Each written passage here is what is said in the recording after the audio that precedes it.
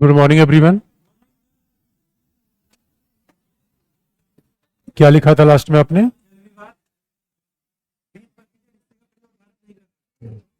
आगे लिख लीजिए। आगे लिख लीजिए। देखिए, ये चल रहा है क्या? ऐसे ये चल रहा है।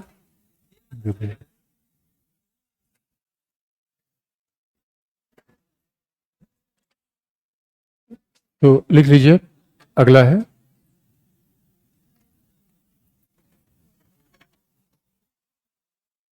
सिंधु नदी। अगला पॉइंट, सिंधु नदी के पानी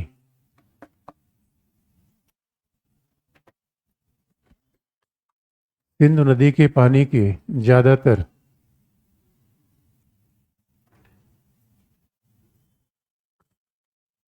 सिंधु नदी के पानी के ज्यादातर हिस्से का प्रयोग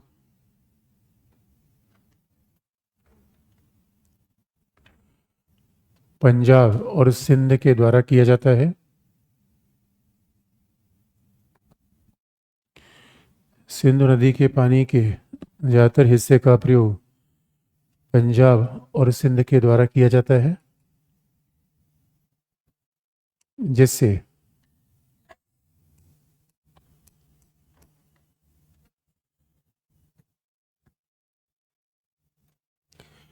जिससे बलूचिस्तान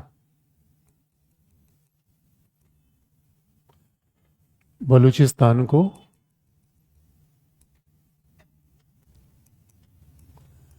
बलूचिस्तान को पानी का पर्याप्त भाग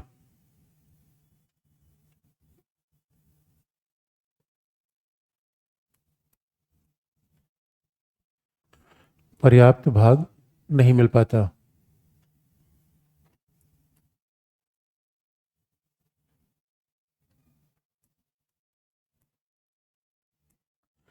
पर्याप्त भाग नहीं मिल पाता। अतः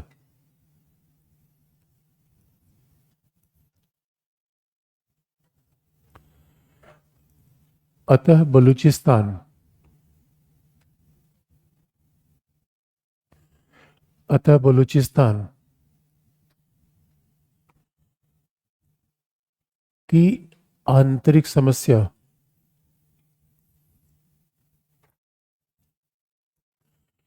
बलूचिस्तान की आंतरिक समस्या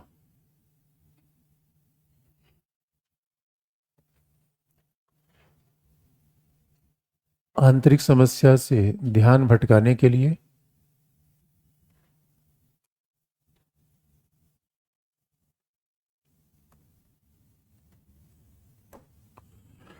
आंतरिक समस्या से ध्यान भटकाने के लिए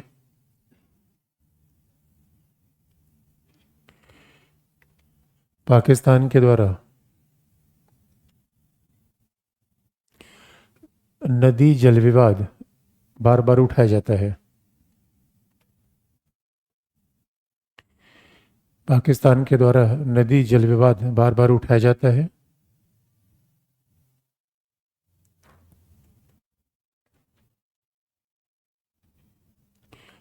और यह संदेश दिया जाता है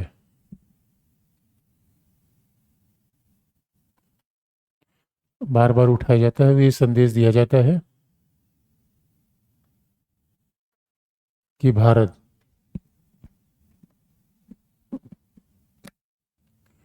पाकिस्तान के हिस्से का पानी हड़प रहा है।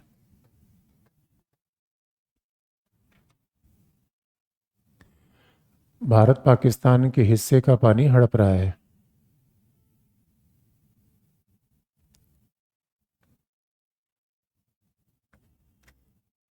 अगला पॉइंट, लास्ट,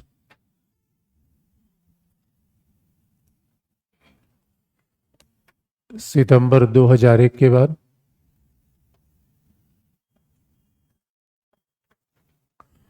सितंबर 2001 के बाद आतंकवाद के मुद्दे पर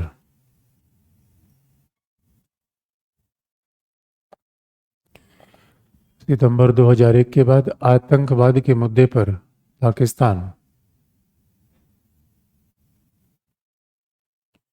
पाकिस्तान विश्व जनमत से पाकिस्तान विश्व जनमत से अलग थलग हो रहा है।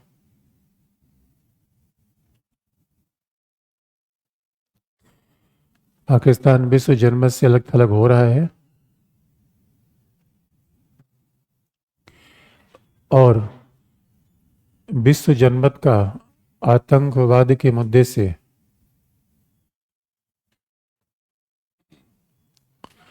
विश्व जनमत का आतंकवाद के मुद्दे से ध्यान भटकाने के लिए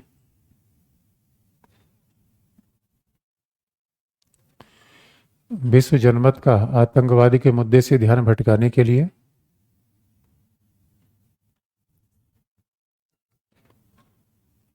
पाकिस्तान के द्वारा बार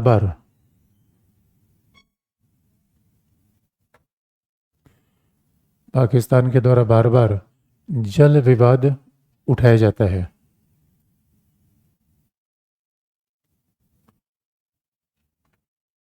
पाकिस्तान के द्वारा बार बार जल विवाद उठाया जाता है। तो देखिए, ये रीज़न है कुल मिला के पानी के झगड़े का। अन्यथा पानी का झगड़ा बड़ा टेक्निकल है, बड़ा वास्तविक है। और कुल मिलाकर निष्कर्ष आप लिख लीजिए।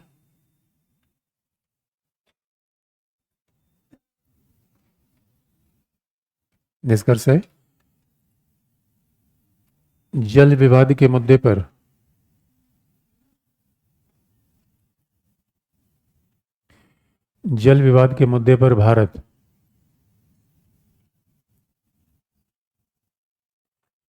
भारत बांग्लादेश के लिए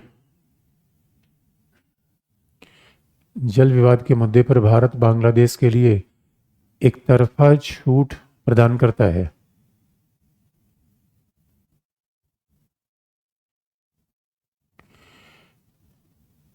भारत बांग्लादेश के लिए एक तरफा छूट प्रदान करता है, लेकिन पाकिस्तान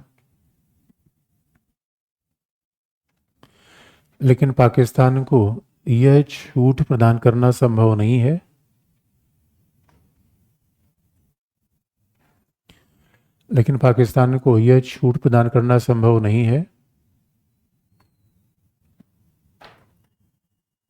क्योंकि पाकिस्तान सदैव भारत विरोधी नीति अपनाता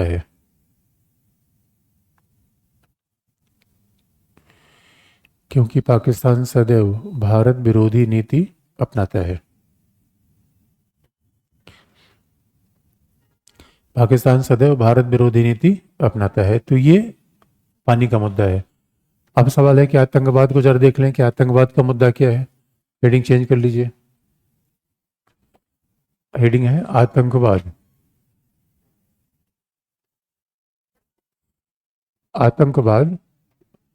पाकिस्तान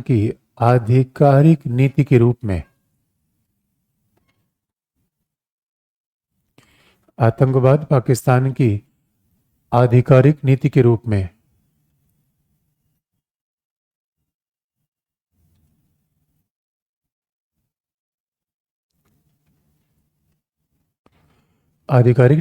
में तो आप याद रखिए, यानी पाकिस्तान कहा जाता है कि जो पाकिस्तान और अफगानिस्तान की सीमा है, पाकिस्तान अफगानिस्तान की सीमा दुनिया में डेंजरस बहुत ज़्यादा है।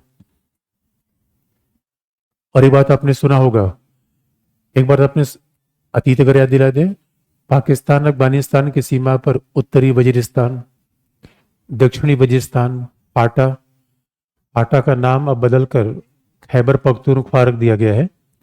तो आप देखेंगे पूरा अफगानिस्तान पाकिस्तान सीमा काफ़ी कबायली आबादी है और वो आतंकवाद का बिल्कुल एक तरीके से हॉट बेड माना जाता है। वो पूरा एरिया ही और कारण था कि जिस तरीके से पाकिस्तान ने प्रशिक्षण दिया था आतंकवादियों को अफगानिस्तान के खिलाफ काम करने के लिए। इसमें अमेरिका ने पाकिस्तान का साथ दिया। बड़ा इंटरेस्टिंग पार्ट ये है, जो अमेरिका पूरी दुनिया में अपने आप को सेकुलर कहता है।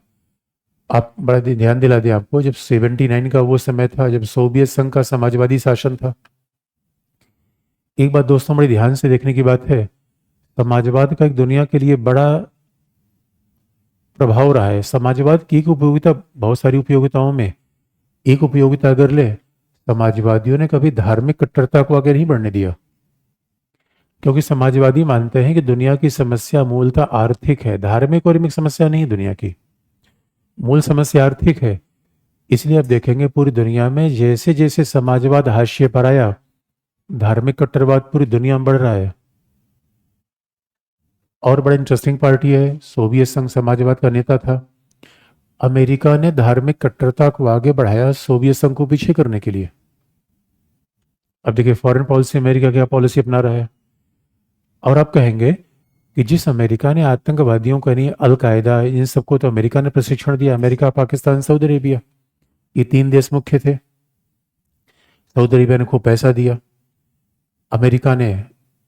अब कहेंगे सऊदी अरेबिया के इसमें क्या इंटरेस्ट है? सऊदी अरेबिया अमेरिका के दोस्त थे। सऊदी अरेबिया अमेरिका का हमेशा से दोस्त रहा है। और पाकिस्तान हमेशा पश्चिमी एशियाई देशों के साथ इस्लाम के आधार पर संबंध स्थापित करता है।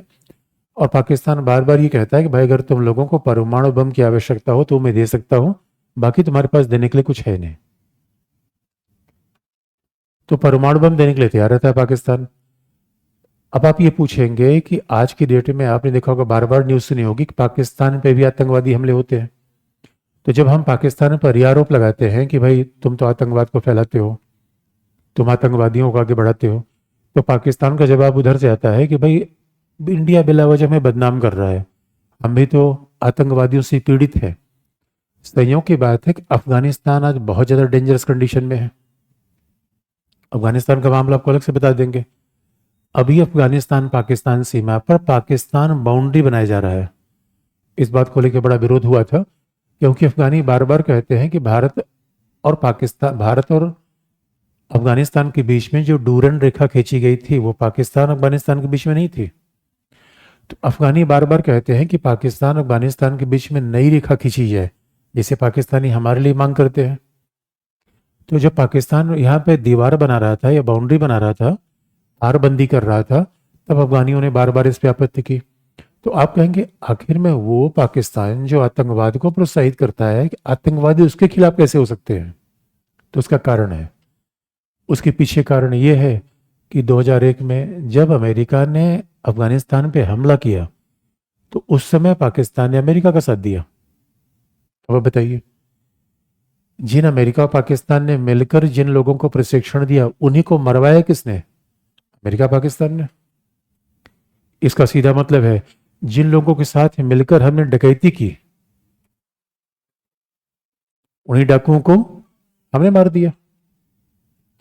तो इसी बात से टीपीपी के लोग बड़े नाराज हैं। और टीपीपी के लोग पाकिस्तान कितने, तहरीके तालिबान पाकिस्तान, टीपीपी यानी तहरीके तालिबान पाकिस्तान है, वो लगातार पाकिस्तान पे हमले कर रही है। उसका कहना यह है कि पाकिस्तान में ये जो मानव लिखित संविधान है हटाया जाए, कुरान शरीयत के हिसाब से शासन होना चाहिए, नंबर 1। वो कहता है पाकिस्तान का प्रत्येक संबंध अमेरिका से खत्म हो जाना चाहिए, नंबर 2। और वो कहता है कि पाकिस्तान ने अतीत में ऐसा काम किया है। तहरीके तालिबान तो पाकिस्तान की इतनी आलोचना करता है कि वो कहता है कि पाकिस्तान के मुंह में 2 जीभ है, ये कहता कुछ है करता कुछ है। इसने पूरी दुनिया इस्लाम को ठग लिया और सबसे बढ़कर तो इसने अल्लाह को भी ठग लिया। ये तहरीके तालिबान का ऑफिशियल स्टेटमेंट है। तो अब तहरीके तालिबान पाकिस्तान को आक्रमण कर रहा है। इस समय पाकिस्तान फंसा हुआ है, क्योंकि आप याद रखिए, बबूर का पेड़ बोएंगे तो उसमें आम नहीं निकलेगा। और ये बात दुनिया के लिए सच है। भले आज की दुनिया, इसलिए मेरे दोस्तों, सच में नैतिकता सबसे अच्छी बात है।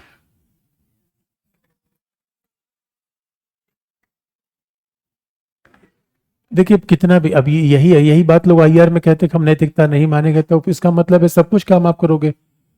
अगर आप बिलावजह दूसरे के नुकसान के लिए ही पूरा जीवन व्यर्थ कर रहे हो, तो आपका भी उसी तरीके से बात बनेगी। जो दूसरे के लिए गड्ढा खोदता है, पहले लोग तो उसके लिए गड्ढा तैयार रहता है। तो पाकिस्तान ने दूसरे के लिए गड्ढा खोदा था। अमेरिका ने जिन लोगों को प्रशिक्षण दिया था उसी से मरा कि नहीं? WTC हिट हो गया। तो आज के दौर में पाकिस्तान पे जो आतंकवादी हमले हो रहे हैं वो सब पाकिस्तान द्वारा पैदा किए तमाम बच्चे हैं। पाकिस्तान जितने गली मोहल्ले में घूमता गया उसमें बच्चे पैदा करता चला गया। अब वो बच्चे जवान हो गए हैं। अब वो जवान बच्चे कह रहे हैं कि हमारा तुम्हारे साथ हिसाब का बराबर ही हो रहा। इसलिए पाकिस्तान आज की डेट में, अगर आप याद रखिएगा, हर मोर्चे पर फंस गया है आर्थिक रूप में। अगर आपके पास आर्थिक संकट हो रहा है और राजनीतिक अस्थायित्व उसी के साथ है, तो आपको फिर जीवन का बाहर बाकी रास्ता मिल नहीं सकता। याद रखना बच्चों, एटीएम कमजोर है और जोश हाई है, रास्ता मिल जाएगा। इस जवान बच्चों को मैं लगातार समझाता रहता हूं, एटीएम 5 साल में भर जाएगा, बस जोश हाई रखो।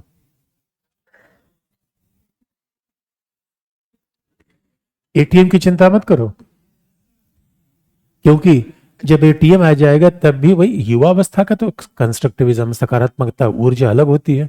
वो जिस दिशा में लगा दो उसी दिशा में रिजल्ट आ जाएगा। अब ये मर्जी आपके किस दिशा में लगाओ। अरे किस दिशा में लगाओ, क्या इसी दिशा में तो लगाओगे? माल की बात है।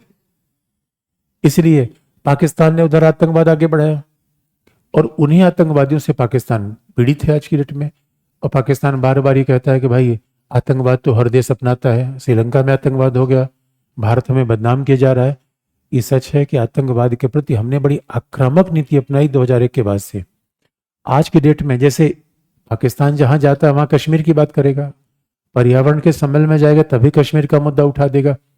भारत का सरकार का रिप्रेजेंटेटिव कहीं भी जाएगा, कौन सा एक मुद्दा नहीं भूलेगा? आतंकवाद। हमारे वही प्रधानमंत्री कुछ दिनों पहले स्विट्जरलैंड में गए थे। हमने कहा आतंकवाद दुनिया की सबसे बड़ी समस्या है। स्विट्जरलैंड का एक मंत्री उठ खड़ा हुआ, उसने कहा लेकिन सर अभी हमारे यहाँ ऐसी समस्या नहीं है। उनका सावधान रहो, हो सकता है। और आपको याद दिला दें, भारत की बात वजनदार क्यों होती चली गई? सितंबर 2001 के बाद दुनिया का शायद ही कोई ऐसा देश रहा होगा जो इसकी चपेट में ना गया हो। अब ये दुनिया के लिए इतनी बड़ी समस्या बनकर आ गई है। देखिए, दुनिया की सेनाओं का प्रशिक्षण किया गया है विदेश के सेना से मुकाबला करने के लिए। आतंकवाद से लड़ने के लिए तो हमें कोई प्रशिक्षण दिया ही नहीं गया है। और आतंकवादियों के हमले के तरीके बड़े ही अनकन्वेंशनल होते हैं। भाई आर्मी जब एक देश की लड़ती है तो उसके ऊपर मानवाधिकार के तमाम मामले हैं। एक देश की आर्मी सिविलियन पे हमला नहीं कर सकती। आर्मी के लिए डूज एंड डोंट्स हैं। आतंकवादियों के लिए कोई रूल्स नहीं है, वो कहीं भी हमला कर देंगे, किसी भी तरीके का हमला कर देंगे, वो आम जनता को शिकार बना लेते हैं। तो दुनिया की सबसे प्रशिक्षित सेना भी उनके खिलाफ असहाय हो जाती है। इस वजह से आतंकवाद इंडोनेशिया में फैला, इंडोनेशिया में हमले हुए। और आज की डेट में सबसे बड़ी बात है कि पश्चिम एशिया बिल्कुल सतर्क हो गया, क्योंकि अब आप देखेंगे समय बदल गया। पाकिस्तान का समय खराब कैसे आया? सऊदी अरेबिया जो उसके परम मित्रों में थे, आज वो भी मानने लगे हैं कि आतंकवाद है। और जब शेख बिन जायद ने बात कह दी आतंकवाद है, हमने कहा धन्यवाद शेख साहब। पाकिस्तान ने कहा भाई तुमने ये बात कह दी आतंकवाद होता है, याद है तुमने अफगानिस्तान में क्या किया था? सऊदी अरेबिया का चुप, बेकार की बात करता है। पाकिस्तान ने कहा भाईजान ऐसे तुम डांट रहे हो मुझे, इसका कारण क्या है? सऊदी अरेबिया तंग है यमन से, याद रखिए। यमन और सऊदी अरेबिया की सीमा मिलती है और दोनों सीमा पहाड़ी है। अरे सऊदी अरेबिया देख रहा है यूएई को, बगल में यूनाइटेड अरब अमीरात, और यूनाइटेड अरब अमीरात ने कह रखा है, यूनाइटेड अरब अमीरात दुनिया का बिजनेस कैपिटल है। याद रखिए, जीवन के जीने का दो ही तरीका है, लठ चलाइए, जीवन को बर्बाद रखिए। इसलिए आप देखोगे, बुरा मत मानना मेरे बच्चों, उत्तर प्रदेश बिहार ये सब बर्बाद है। क्यों? बात बात पे लठ चल जाती है। कमाल की बात है। बकरी के लिए लठ चल जाएगी, बकरी जहां की तो जहां। अरे बकरी ने किसी खेत चर लिया, अरे भाई खेती ही तो थोड़ा सा खा लिया, एक पौधा क्या खा लिया, आसमान उठा लोगे उसे लठ चला दोगे। बकरी वहीं की वहीं रह गई, 2 लोग लठ से घायल होकर हॉस्पिटल पहुंच गए। आपको ये बात इसलिए जरूरी है, यूएई ने पूरी दुनिया में एक इमेज बना रखी है, जहां जहां आतंकवाद बढ़ेगा, जहां जहां हिंसा बढ़ेगी, याद रखिएगा व्यापार जैसे कोई चीज वहां नहीं हो सकती। दो रिलेशन है। इसलिए मैं बार बार कहता हूं, आपने कभी ध्यान दिया है मारवाड़ क्षेत्र में ही व्यापार क्यों चलता है? रीजन है उसके कारण। अरे मारवाड़ी अपने आप में बड़े इंटरेस्टिंग, मारवाड़ी तो इतने सही तरीके से काम करते हैं। मारवाड़ियों का काम ही केवल बिजनेस से होता है, इसे दुनिया में आगे बढ़े जा रहा है। यूएई ने मारवाड़ियों के इसी प्रिंसिपल को अपना लिया है। यूं मारवाड़ी किसी प्रिंसिपल को अपनाता है और यूं बाकायदा आर्थिक विकास के मार्ग में आगे बढ़ा जा रहा है। और जहां दुनिया का कैपिटल है, अगर वहां कोई आतंकवादी घटना हो जाएगी तो आपको लगता नहीं है कि उसकी पूरी इमेज खराब हो जाएगी? तो यही कुछ चिंता है कि आतंकवाद ना हो। सऊदी अरेबिया परेशान है यमन से, आप देखेंगे। अदरवाइज अगर आतंकवाद होगा तो पश्चिमी एशिया इतना ज्यादा कोलाहल में फंस गया। पश्चिमी एशिया में पता नहीं कितने आतंकवादी संगठन बने, ISIS, अलकायदा, बेकायदा। आप बताओ। इसलिए आज की दुनिया में पश्चिम एशिया से भी पाकिस्तान को मिलने वाला समर्थन खत्म हो गया। अमेरिका जो उसका बड़ा मित्र था उसके विरोध में आ गया। साउथ ईस्ट एशिया कुछ ही देश को पाकिस्तान जब 370 खत्म हुआ, पाकिस्तान ने दौड़ा पूरी इस्लामी देशों के साथ। पाकिस्तान यूएई के पास गया, पाकिस्तान का भाई कुछ तुम्हें पता है क्या हो गया? जायद ने कहा क्या हो गया? उधर मोहम्मद बिन जायद, इधर MBS मोहम्मद बिन सलमान, और दोनों को मोदी ने फांस रखा है। एक बात याद रखो, गुजराती आदमी समझ सकता है बिजनेस किसके साथ हो सकता है। दिल्ली में भी आपका वाहन किसी से टकरा जाए तो आदमी आगे जाके आपके वाहन में उल्टा लाके मारेगा। कैसा लगा? इतनी खुराफात की पराकाष्ठा है। गुजरात में आप चले जाइए कार लेकर, और कहीं किसी ने धक्का मार दिया, आगे उतर के देखेगा, एक बार देख के फिर कार बैठ के, यार बिजनेस का टाइम लोचा मत करो, टाइम का कुछ बोलेगा ही नहीं वो। इसलिए हमने दोनों को दोस्त बना रखा हुआ है। पाकिस्तान का हालात तो ये है बच्चों, अभी इमरान खान जब प्रधानमंत्री थे तो संयुक्त राष्ट्र संघ में जाना था। अब संयुक्त राष्ट्र संघ में जाने के लिए प्रधानमंत्री कोई प्लान ही नहीं था, तो प्रधानमंत्री ने फोन किया, इमरान खान ने मोहम्मद बिन जायद को, उस सऊदी अरेबिया के प्रिंस को, सऊदी अरेबिया के प्रिंस को फोन किया कि भाईजान अपना जहाज दे दो, पैसेंजर जहाज में प्रधानमंत्री जाना ठीक नहीं लगता। पैसेंजर जहाज का मतलब जानते हैं, इसमें हम आप लोग चलते हैं।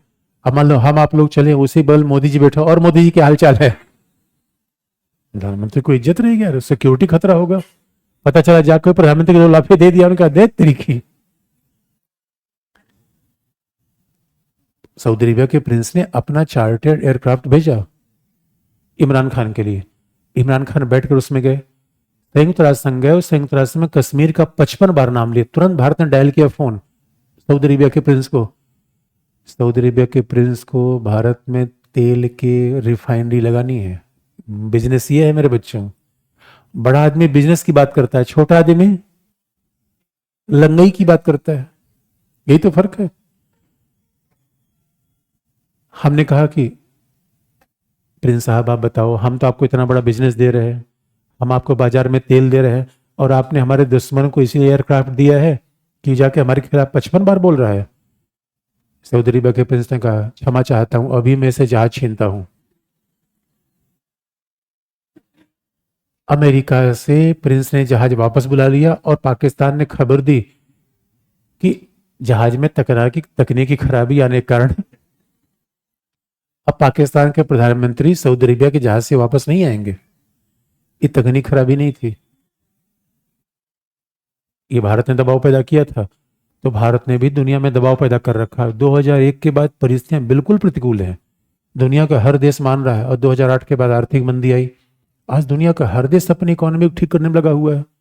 पश्चिम एशिया परेशान है आतंकवाद से, साउथ ईस्ट एशिया, इंडोनेशिया में एक ब्लास्ट हुआ था, और ब्लास्ट था न्यू ईयर के समय मैरियट होटल में।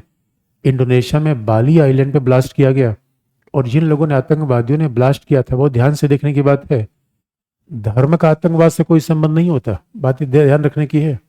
आतंकवाद एक राजनीतिक समस्या है, एक पॉलिटिकल वेपन है।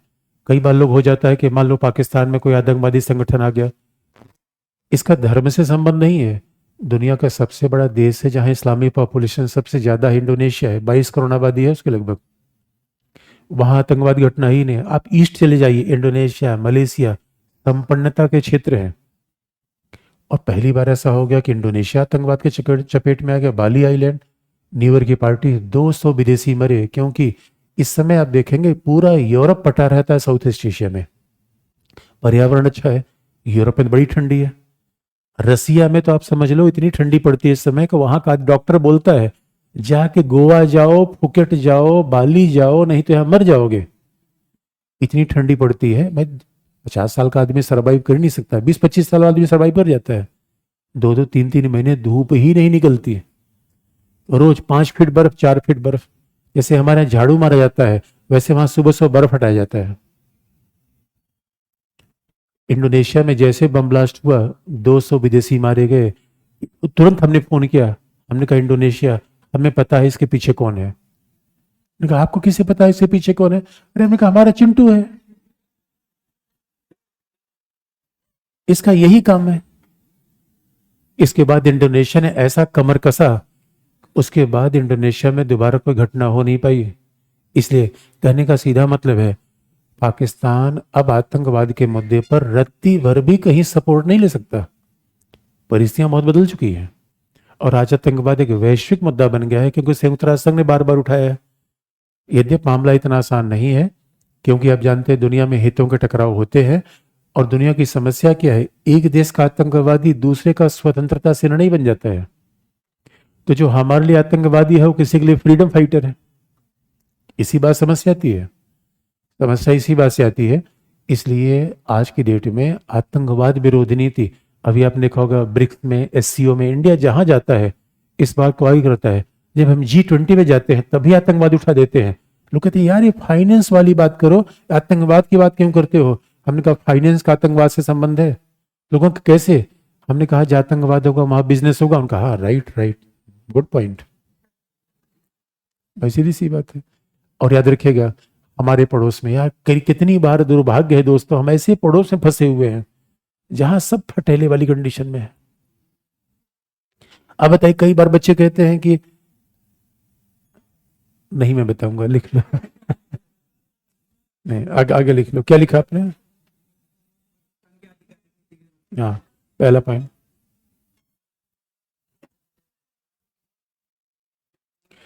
भारत के अनुसार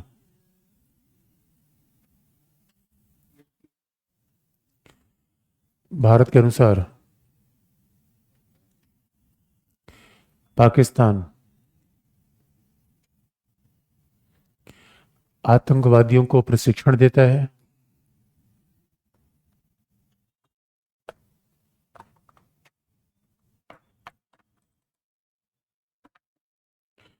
पाकिस्तान आतंकवादियों को प्रशिक्षण देता है, उन्हें तकनीकी और आर्थिक सहायता देता है।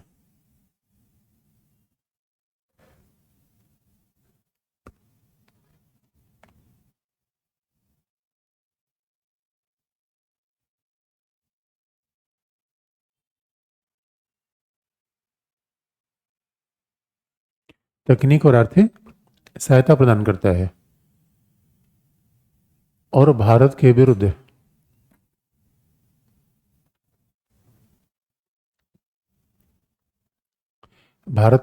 पाकिस्तान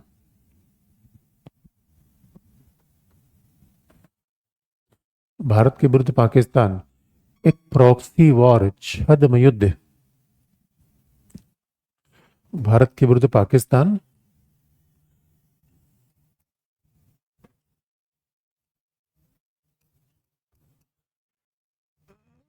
प्रॉक्सी वॉर या छद्म युद्ध जो लुक छिप कर होता है, छद्म युद्ध में शामिल है।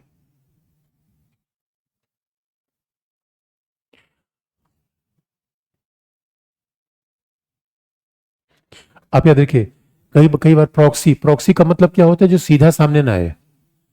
जैसे कई बार ऐसा होता था कि यूनिवर्सिटी वगैरह में, एक एक बार तो ऐसा हम लोगों ने किया था, कुछ बच्चे ऐसे होते थे, जैसे कुछ टीचर आते थे तो वो बच्चे नहीं पढ़ना चाहते थे, तो वहां अटेंडेंस, अब जो टीचर ऐसे अटेंडेंस ले रहे हैं सर नीचे करके, रोल नंबर 1 यस सर, तो पता चला क्लास में बैठे हुए 50 बच्चे और अटेंडेंस होने के बाद बचे 10 बच्चे। और अगर 10 भी होते थे, कहते roll number 1 yes sir, roll number 2 yes sir. एक ही आदमी 3 का अटेंडेंस बोल रहा है, क्या है? प्रॉक्सी, किसी और के नाम पर काम करना, प्रॉक्सी।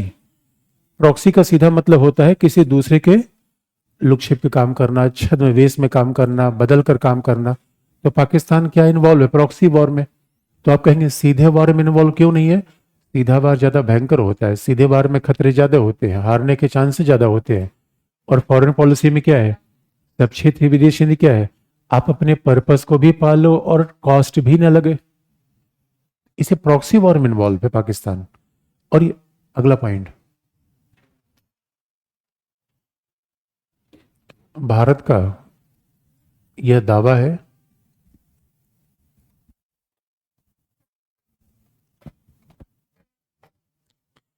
भारत का यह दावा है कि जैश ए मोहम्मद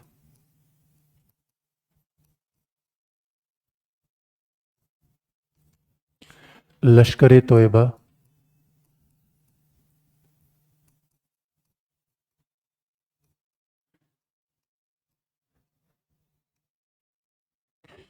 जैसे मोहम्मद लश्कर ए तोयबा जैसे संगठनों को पाकिस्तान प्रशिक्षण देता है।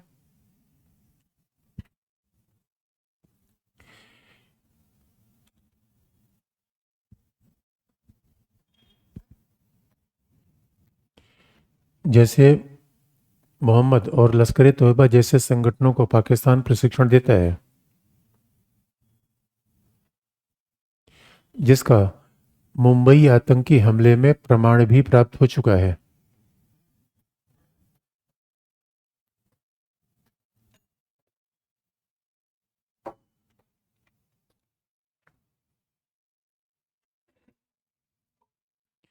जिसका मुंबई आतंकी हमले में प्रमाण भी प्राप्त हो चुका है।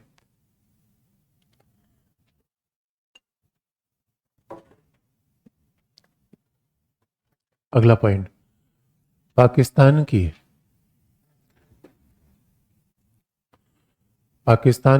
यह कार्यवाही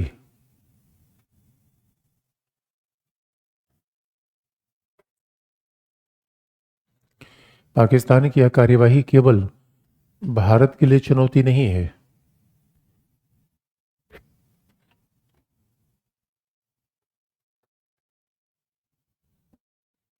पाकिस्तान की यह कार्यवाही केवल भारत के लिए चुनौती नहीं है, अपितु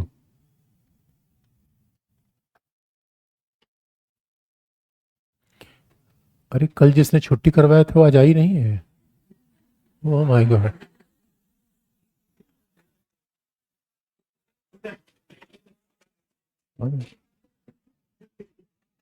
अब मुझे समझ में आया घुटन क्यों हो रही थी।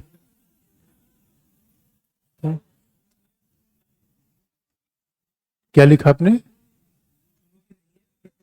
चुनौती नहीं है, अपितु यह समूचे विश्व की सुरक्षा के लिए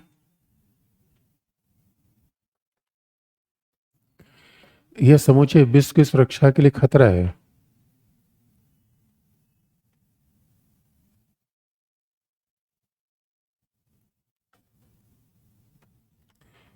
समूचे विश्व की सुरक्षा के लिए खतरा है क्योंकि संयुक्त राष्ट्र संघ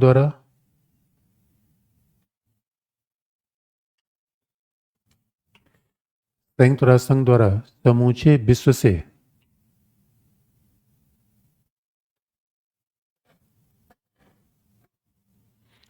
संयुक्त राष्ट्र संघ द्वारा समूचे विश्व से आतंकवाद को समाप्त करने के लिए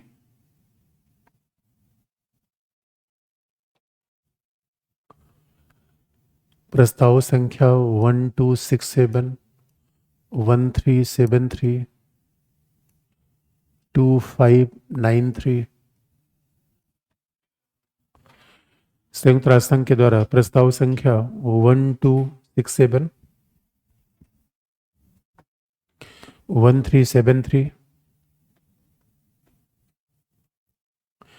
और 2593 पारित किया गया है।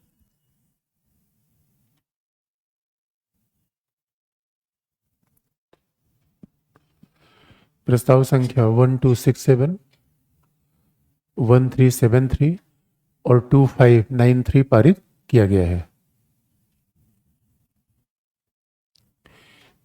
अगले पैराग्राफ से,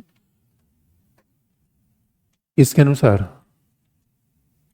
ये एसी बंद करवाना है। इसके अनुसार इसके अनुसार उन आतंकवादी संगठनों को प्रतिबंधित किया जाएगा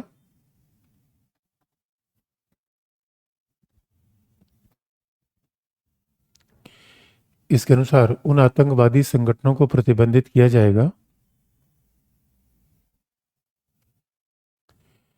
जिनके संबंध अल कायदा के साथ है।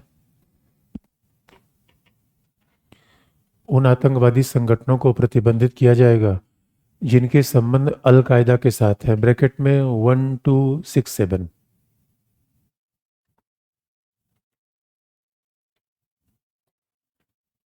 ब्रैकेट में 1267। अगला पॉइंट, किसी भी आतंकवादी संगठन को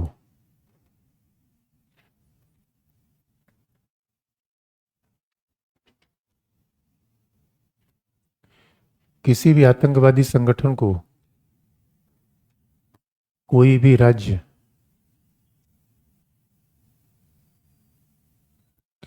किसी भी आतंकवादी संगठन को कोई भी राज्य किसी प्रकार की तकनीकी और आर्थिक सहायता नहीं देगा।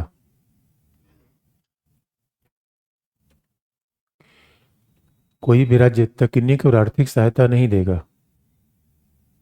ब्रैकेट में 1373।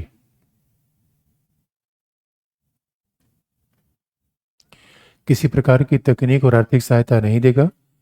इसी प्रस्ताव के द्वारा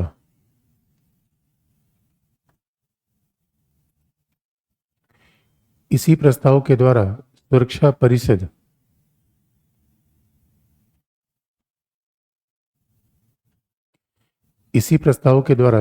परिषद की आतंकवादी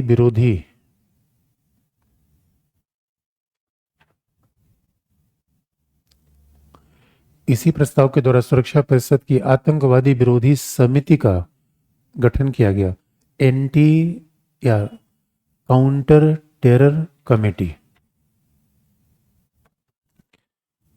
आतंकवादी विरोधी समिति का गठन किया गया। आप याद रखिए, ये सवाल इस बार मेंस का था आईएएस एग्जाम में कि एंटी काउंटर या काउंटर टेरर कमेटी, ये सुरक्षा परिषद की कमेटी है जिसका गठन 1373 प्रस्ताव के द्वारा किया गया है। इसका मतलब क्या है?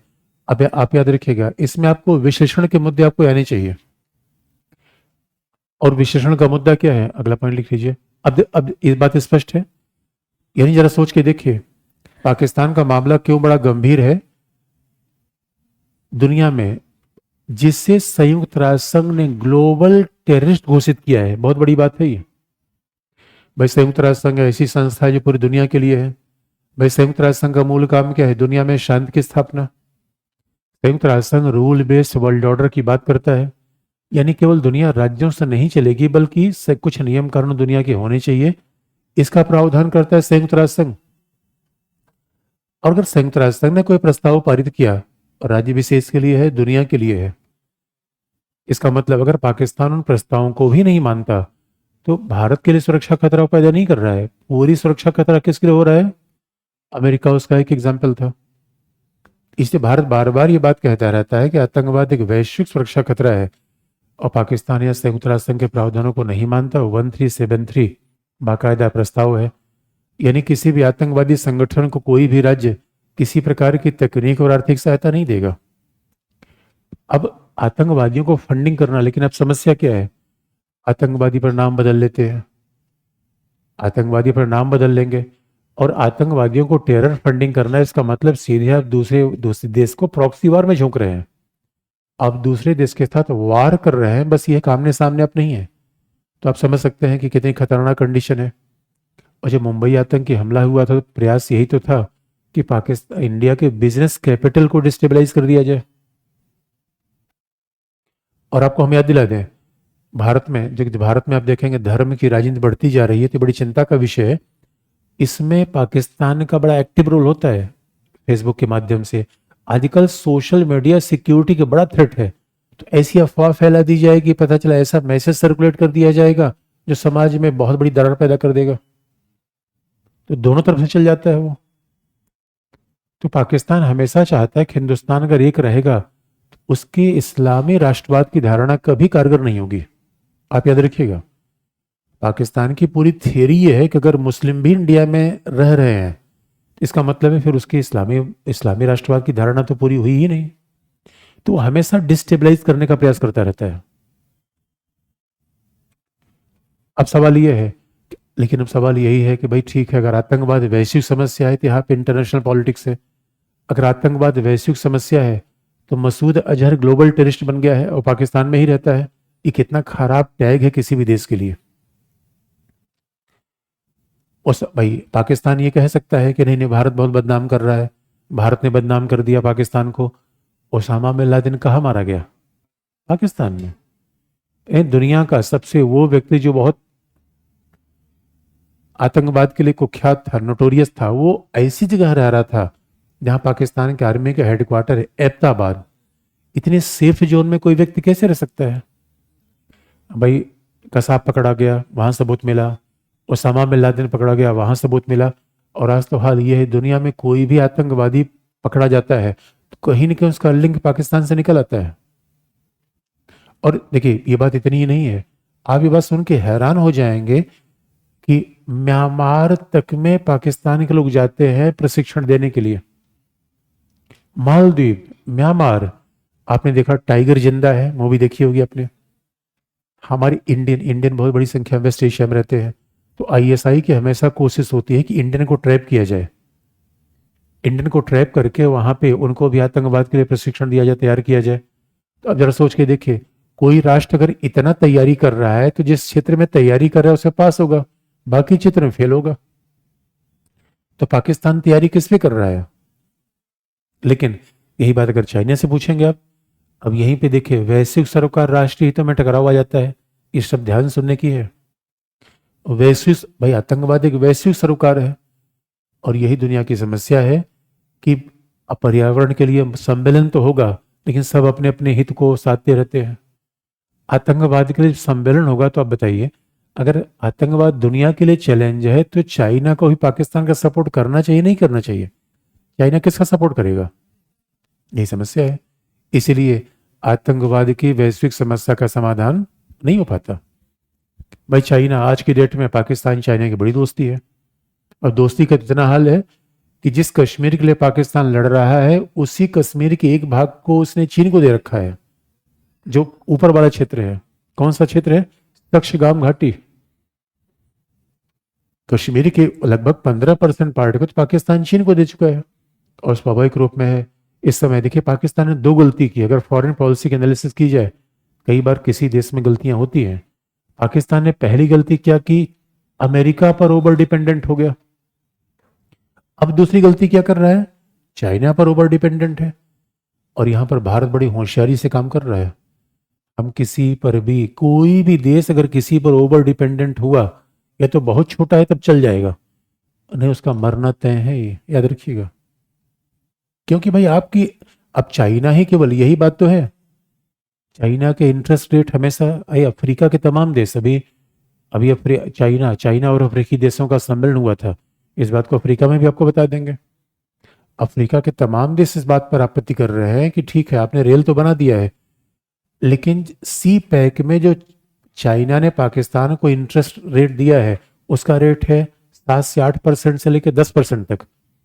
और वहीं जापान से भारत ने लोन लिया है, उसका रेट है 1%। तो अब बताइए, अब ये बात पाकिस्तानी मीडिया में खुलकर आ रही है। तो ये फॉरेन पॉलिसी के लिए ब्लंडर्स है। पाकिस्तान बड़ा देश है, उसको सोचे चाइना से भी ले ले, अमेरिका से भी काम कर ले, लेकिन फिर चाइना पर ओवर डिपेंडेंट होता जा रहा है, और इसीलिए चाइना उसका हमेशा सपोर्ट कर रहा है। मैं पाकिस्तान का, आप आज की डेट में हर तीसरा हथियार चीन का है। तो चीन को इतना अच्छा बाजार कहाँ मिलेगा? हथियार बिल्कुल डंप किए जा रहे हैं पाकिस्तान में। बाकी अपना पैसा लगा ही रहा है, कल जमीन भी छीन लेगा। आगे लिख लीजिए, क्या लिखा आपने? हाँ, अगला पॉइंट। अफगानिस्तान का,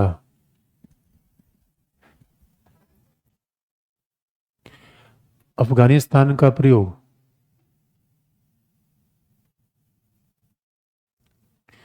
अफगानिस्तान का प्रयोग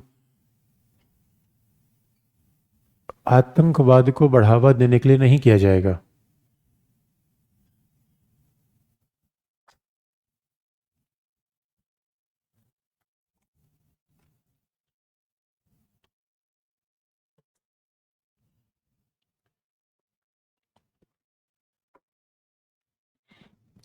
अफगानिस्तान का प्रयोग आतंकवाद को बढ़ावा देने के लिए नहीं किया जाएगा। अगले पैराग्राफ से, आतंकवाद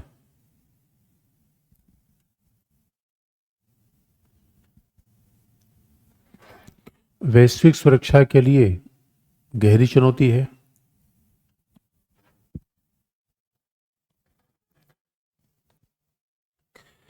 आतंकवाद वैश्विक सुरक्षा के लिए गहरी चुनौती है।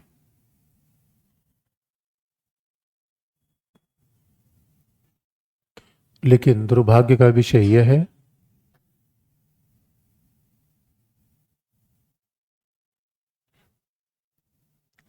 आतंकवाद वैश्विक सुरक्षा के लिए गहरी चुनौती है, लेकिन दुर्भाग्य का विषय यह है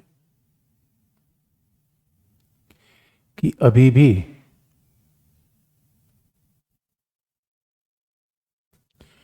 आतंकवाद को परिभाषित नहीं किया गया है।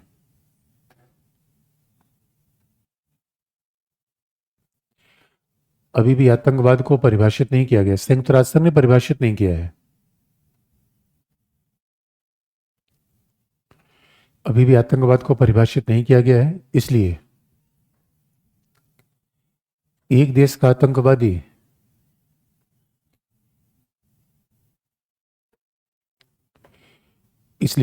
का आतंकवादी दूसरे देश के लिए स्वतंत्रता सेनानी बन जाता है।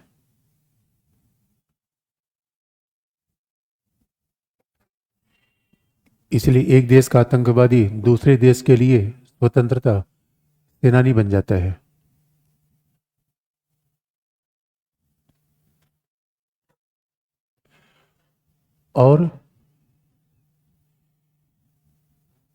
और चीन आज भी पाकिस्तान का एक तरफा समर्थन करता है।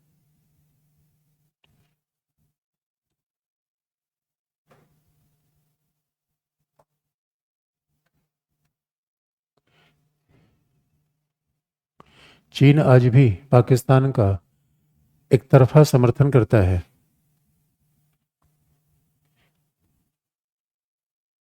और वास्तविक मुद्दा यह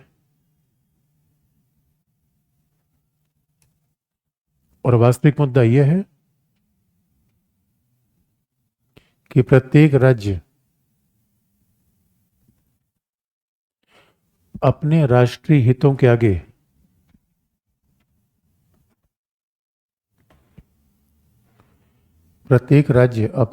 हितों के आगे वैश्विक मुद्दों की उपेक्षा कर देते हैं।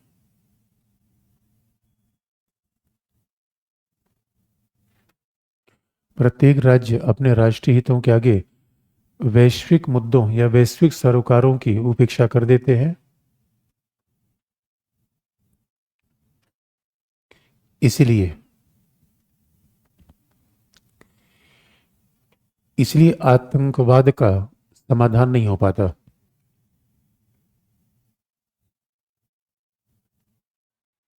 वैश्विक मुद्दों या सरोकारों की उपेक्षा कर देते हैं, इसलिए आतंकवाद का समाधान नहीं हो पाता।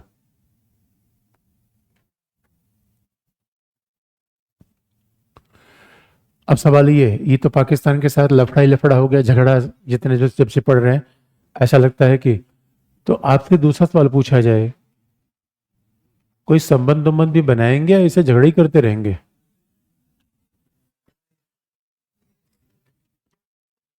तो अब सवाल है, ऑप्शन ये है कि भारत पाकिस्तान के बीच क्या कोई संबंध बनाने के जुगाड़ हो सकते हैं या ऐसे ही करते रहेंगे? क्योंकि अभी तो दृष्टिकोण बड़े विरोधाभासी है।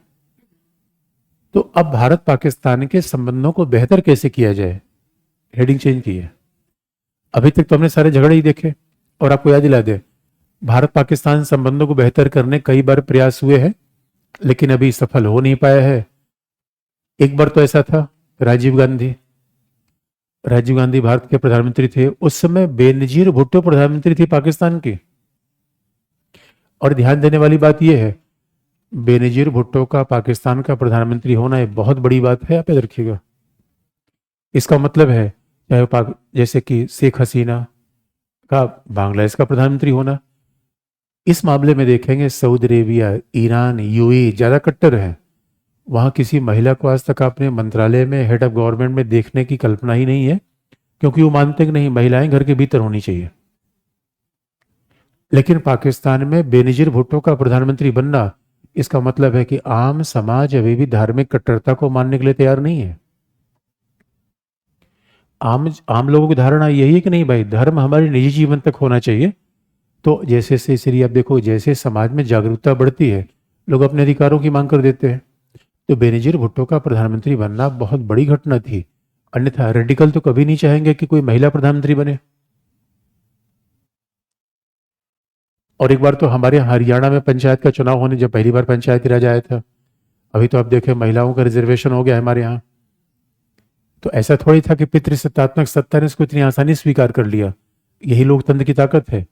जब पहली बार ये हुआ था कि हमारे यहाँ पंचायतों में चुनाव होगा, महिलाओं का रिजर्वेशन होगा, तो हरियाणा में खाप पंचायत की बैठक हुई और खाप पंचायत ने कहा हम पंचायतों के चुनाव का बहिष्कार करेंगे। तो लोग इस पंचायत ताऊ की बात है, ये पंचायत के चुनाव का बहिष्कार क्यों कर रहे हो? उनका हमारी तरह खराब दिन आ गए हैं कि अब हमारे ऊपर लुगाइयों का शासन होगा। ये उनका रिएक्शन था। लुगाई का मतलब समझ रहे हैं? ये बहुत तेज समझते हैं आप लोग। तो अब ये इसका मतलब है कि कंजर्वेटिव जो सोसाइटी होती है उसमें तो महिला को तो हमने इसी मामले में देखा, बस महिला घर में रहेगी। कमाल की बात है। इसे आप याद रखिए बच्चों, उदारवादी सोच के लोग यही तो कहते हैं भाई सारा सारा दारोमदार महिलाओं पर ही क्यों ठेल दिया जाता है। और ये पुरुष बहुत होशियारी से काम करता है। कल्चर के नाम पे, धर्म के नाम पे सब कुछ रिस्ट्रिक्शन महिला पे लगा देगा। और आप याद रखना मेरे बच्चों, अगर महिला पढ़ने लिखने के बाद भी बात समझ नहीं पा रही है, इसका मतलब है कहीं कोई वैचारिक प्रभाव बहुत ज्यादा है। अरे सीधी सी बात है यार, माई लाइफ माई, जिंदगी ना मिलेगी दोबारा। तो ये बात तो, अरे अरे आजकल तो महिलाओं किसी मामले में मूवमेंट चल रहे हैं। पश्चिम पश्चिम में भी ऐसा ही था। अरे मेरे बच्चों याद दिला दे, सेकेंड वर्ल्ड वॉर हुआ। सेकेंड वर्ल्ड वॉर के बाद यूरोप और अमेरिका में ऐसा हुआ कि पहली बार संयोग से महिलाओं को बाहर काम करने का मौका मिला। ये संयोग की बात है। सेकेंड वर्ल्ड वॉर सभी के लिए नकारात्मक हो सकता है, महिलाओं के लिए अच्छी बात थी।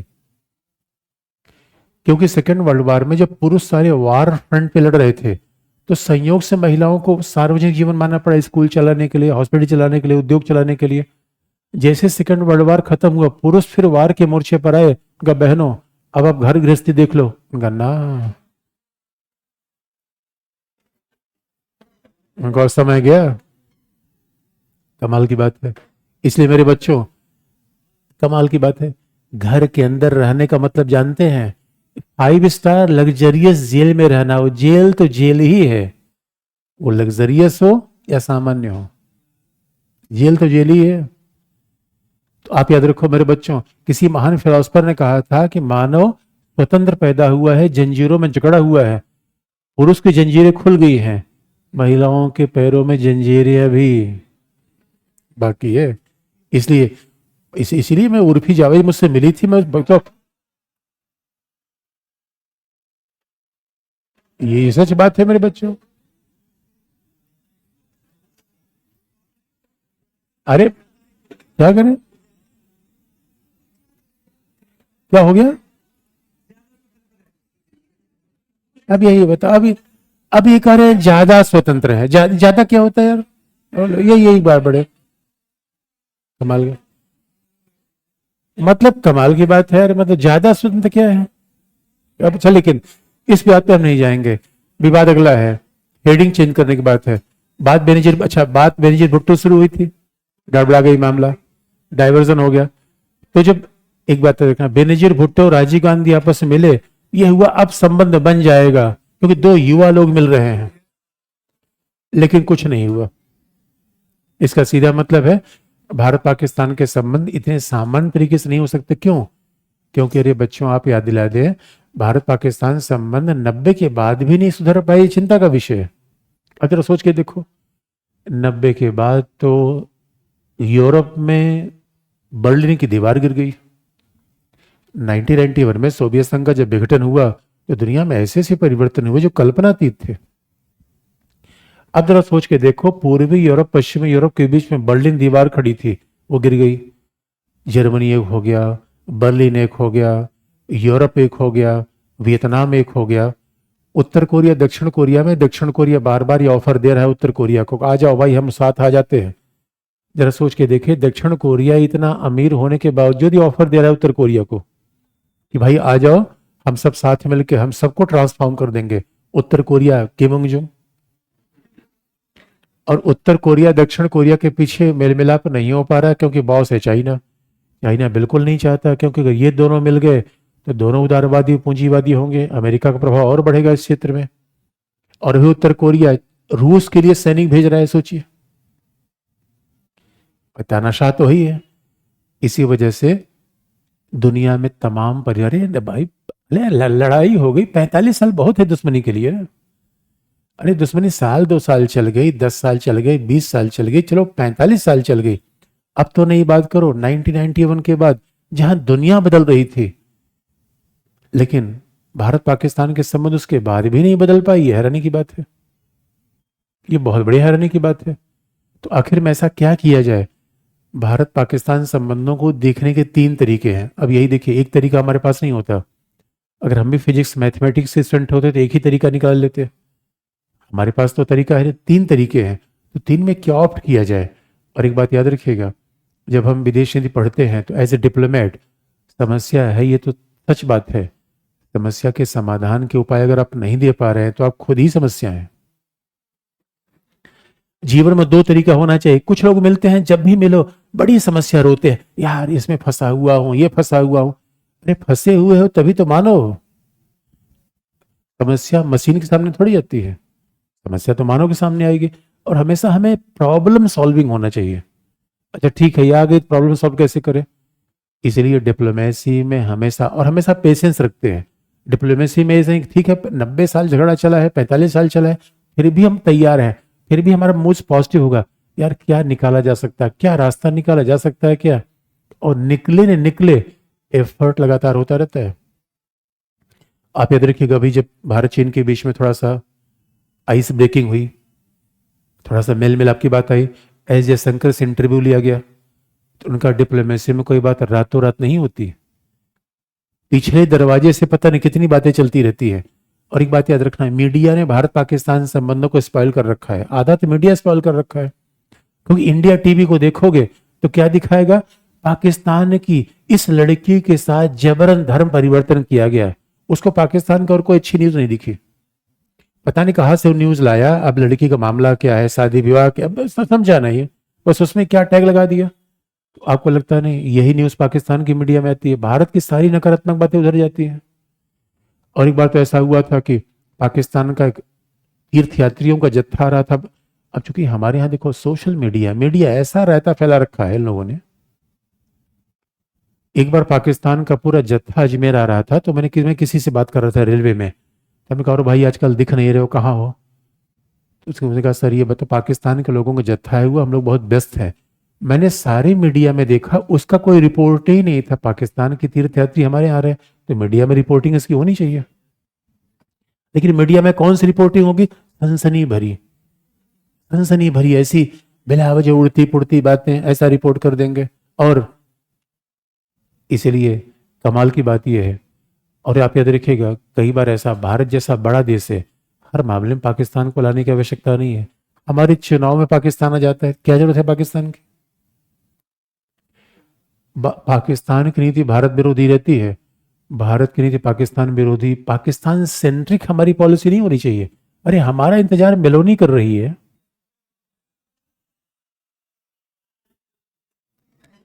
कमाल की बात है यार, हमारे हमारे पास उधर ब्रिटेन है, अमेरिका है, फ्रांस है, इतनी दुनिया में, न्यूजीलैंड, ऑस्ट्रेलिया, मोहम्मद बिन जायद, इंडोनेशिया, मलेशिया, इतने लोग बैठे हुए हैं, और हम किसके पीछे पड़े? फटेले, पाकिस्तान पाकिस्तान पाकिस्तान। कमाल की बात है। इसका सीधा मतलब है कि हमारी पॉलिसी पाकिस्तान सेंट्रिक नहीं हो, चाहे हम मेजर पावर है, पाकिस्तान से हमसे क्या तुलना है अभी? पाकिस्तान और भारत में एक ही बराबरी है कि दोनों के पास परमाणु बम है, बाकी कोई तुलना उलना नहीं है। तो पहली बात ये प्रॉब्लम है। दूसरा, पड़ोसी है। आप याद रखिए, कई बार लोग बड़ी बहकी बहकी बातें करते हैं, अब तो बहुत हो गया, चल के पाकिस्तान पर दो चार परमाणु बम धर दो, लफड़ा खत्म हो जाएगा। जिस दिन पाकिस्तान पर परमाणु बम का प्रयोग होगा, आधा इंडिया मरेगा। रेडिएशन। भारत पाकिस्तान के बीच में परमाणु बम का प्रयोग किसी भी कीमत पर होगा, पूरा क्षेत्र बर्बाद हो जाएगा। और दूसरी बात है, अपने ही बर्बाद होकर किसी को बर्बाद करना है, वो दीवानी थोड़ी है। किसी को बर्बाद भी करना है तो अपने सही सलामत रहो, ऑप्शन ये होना चाहिए। फॉरेन पॉलिसी में ऐसा कहा जाता है कि आपने किसी को कितना नुकसान पहुंचाया ये मैटर नहीं करता, अपना कितना फायदा पहुंचा है, डिसीजन इस बात से लिया जाता है। ये मत देखो पार्टनरशिप करते समय, ये मत देखो पार्टनर को कितना फायदा हुआ, ये देखो हमें कितना फायदा हो, तभी पार्टनरशिप चलती है।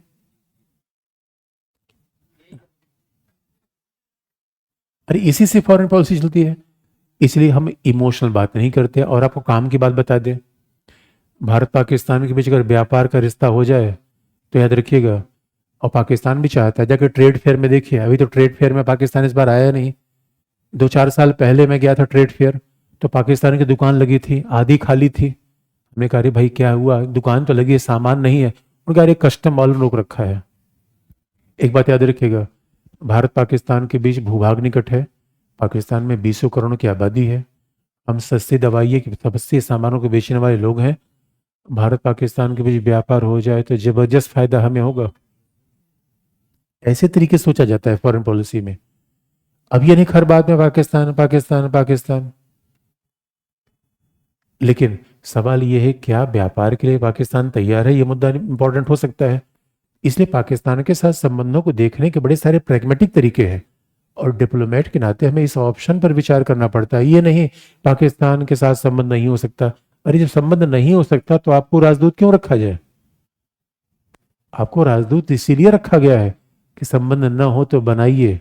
अरे कोई एक बार नहीं मानेगा, 2 बार नहीं मानेगा, 3 बार नहीं मानेगा।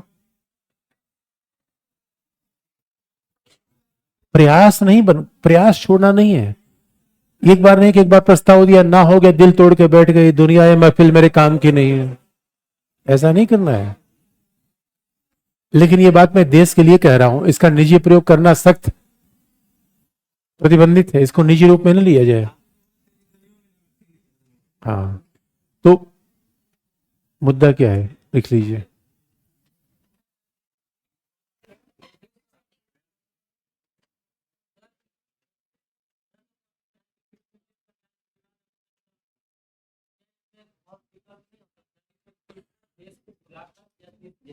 देखो, एक बात याद रखना, आप आपका सवाल ये है क्या किसी की मध्यस्थता को स्वीकार किया जाए? तो देखिए, इस पे दो विवाद होते हैं। कहा जाता है कि ठीक है, देखिए परिणाम ज्यादा महत्वपूर्ण है प्रक्रिया। तो डिप्लोमेसी में कहा जाता है कि अगर मान लीजिए कि कोई जैसे यूएई जैसा देश आना भी चाहता है तो कई बार हम उसको ले सकते हैं मध्यस्थ के रूप में, ऐसा। लेकिन कुछ लोग कहते हैं कि भाई ठीक है, शिमला समझौते में कह रखा था द्विपक्षीय वार्ता, हम एक महाशक्ति हैं। लेकिन कई कई बार देखिए, वर्ल्ड अगर सिंधु नदी समझौते में संधि में तीसरे पक्ष को लिया गया था, तो ये मुद्दा है ही नहीं कि पक्ष को लिया जाए ना लिया जाए, परिणाम सकारात्मक आने चाहिए पहली बात। तो डिप्लोमेसी में तो हम आउटकम पे ज्यादा बल देते हैं। और खास मामला ये है कि जब भारत पाकिस्तान को हम डील करते हैं तो एक अप्रोच तो 3 अप्रोच होते हैं, तीनों को हम लिख लें और फिर एक एक, एक के थोड़ा सा विस्तार कर दें। हेडिंग क्या लिखेंगे आप?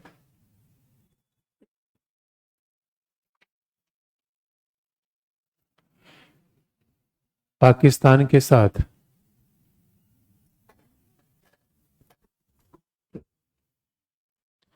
पाकिस्तान के साथ संबंध बनाने के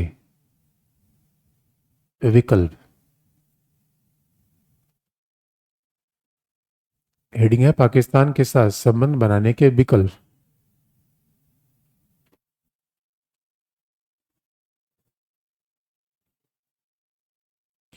पाकिस्तान के साथ संबंध बनाने के विकल्प।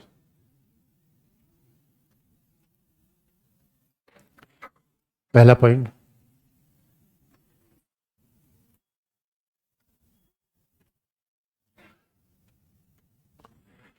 भारत पाकिस्तान संबंधों को लेकर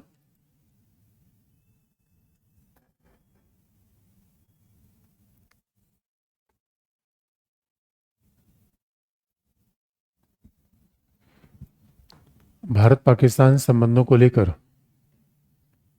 भारतीय विदेश नीति में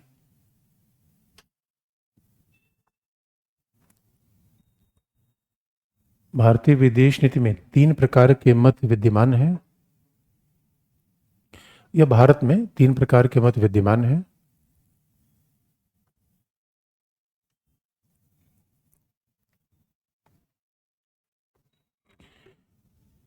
पहला, जिसमें पहला है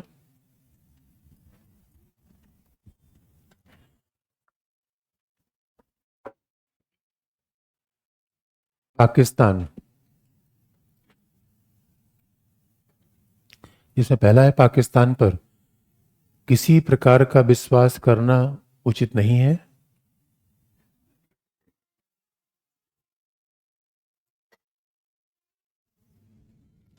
पाकिस्तान पर किसी प्रकार का विश्वास करना उचित नहीं है।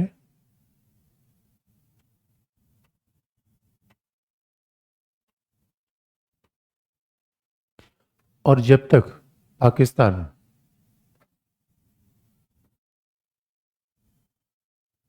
भारत के विरुद्ध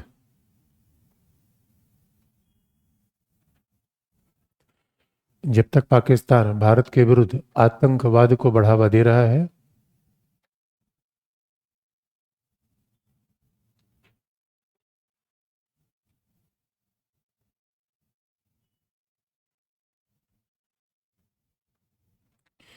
जब तक पाकिस्तान भारत के विरुद्ध आतंकवाद को बढ़ावा दे रहा है, उसके विरुद्ध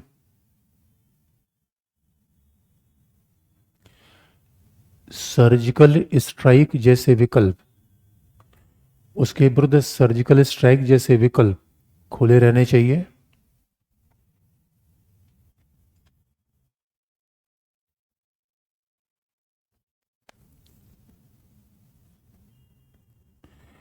उसके विरुद्ध सर्जिकल स्ट्राइक जैसे विकल्प खुले रहने चाहिए।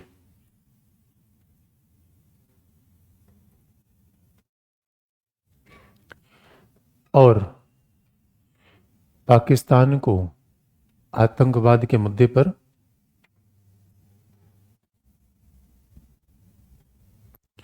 पाकिस्तान को आतंकवाद के मुद्दे पर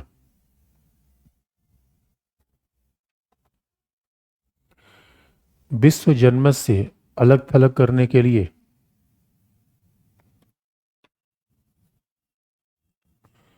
पाकिस्तान को आतंकवाद के मुद्दे पर विश्व जनमत से अलग थलग करने के लिए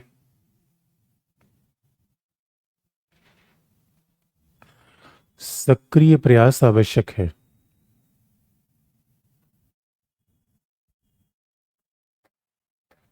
पाकिस्तान को आतंकवाद के मुद्दे पर विश्व जनमत से अलग थलग करने के लिए सक्रिय प्रयास आवश्यक है। तो पहला पुरुष ये मानता है, भाई फिर तो संबंध बनेगा ही नहीं, इसका मतलब है। और पाकिस्तान के खिलाफ सर्जिकल स्ट्राइक किया गया, एयर स्ट्राइक किया गया। कुछ लोग कहते हैं पाकिस्तान पर भरोसा करने की बात नहीं है, जब तक वो आतंकवाद पैदा करता है उसको सीवियर कॉस्ट इसका देना बहुत जरूरी है। भाई कोई छोटा देश से हमें परेशान किए हुए है और हम उसको कंसेशन देने का मतलब ही नहीं है। पहला अप्रोच ये है। दूसरा पॉइंट,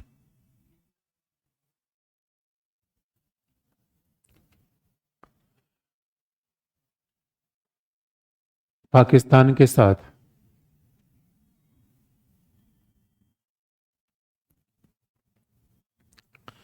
आर्थिक और व्यापारिक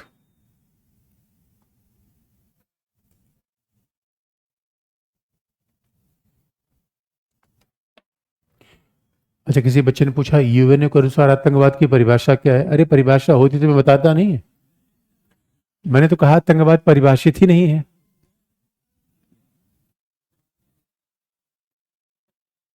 आतंकवाद की परिभाषा ही नहीं है भाई। यूएनओ ने आज तक आतंकवाद परिभाषित नहीं किया है, यही तो समस्या। मैंने क्या लिखा है आपको? क्या लिखा आपने? हाँ, पाकिस्तान के साथ आर्थिक और व्यापारिक संबंध को बढ़ावा देने की आवश्यकता है।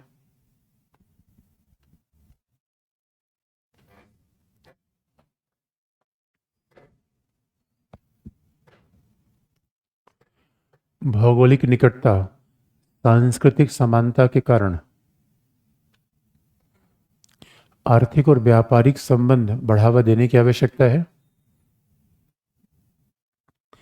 भौगोलिक निकटता और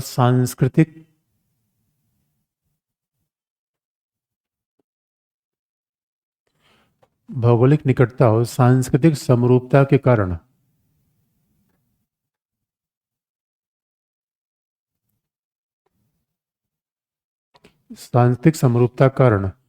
भारत पाकिस्तान संबंध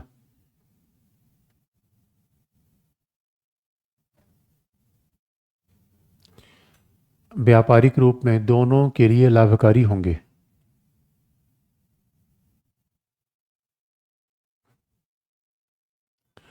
व्यापार के लिए व्यापार हित दोनों के लाभकारी होंगे।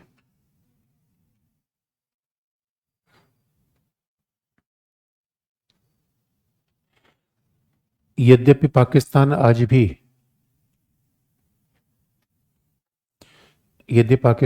भी भारत को पारगमन मार्ग प्रदान नहीं करता। पाकिस्तान आज भी भारत को पारगमन मार्ग, ट्रांजिट रूट,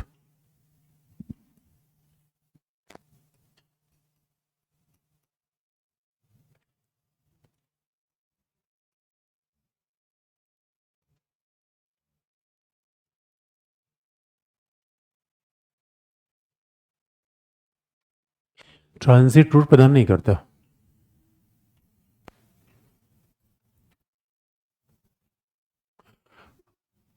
और उसने भारत को कभी भी MFN का दर्जा नहीं दिया,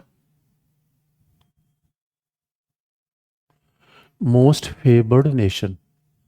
उसने भारत को कभी MFN का दर्जा नहीं दिया।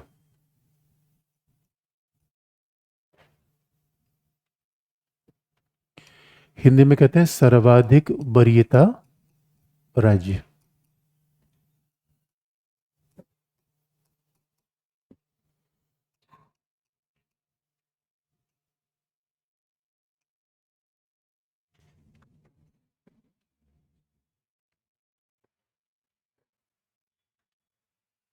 सर्वाधिक वरीयता राज्य MFN का दर्जा नहीं लिया। अब देखिए, ये बात बड़ी ध्यान देने की है। अगर दो बातें हम देख लें, देखिए दुनिया में एक अप्रोच है जो मानता है, जैसे व्यापार। अगर हम इस बात को देखें, आज यूरोप में जो एकता बनी है उसके पीछे एक बहुत बड़ा कारण है व्यापार। बहुत इंटरेस्टिंग पार्ट है कि जब व्यापारिक संबंध सामरिक संबंध से बिल्कुल अलग होते हैं। और आपको हम बता दें कि व्यापारिक संबंध किस किस प्रकार के हो सकते हैं। पहला, आयात निर्यात। दूसरा, मुक्त व्यापार का समझौता। व्यापारिक संबंध एक जैसे नहीं होते, उनकी सीमाएं होती हैं। पहला आयात निर्यात होगा, दूसरा मुक्त व्यापार का समझौता होगा, तीसरा समग्र आर्थिक सहभागिता के समझौते होंगे।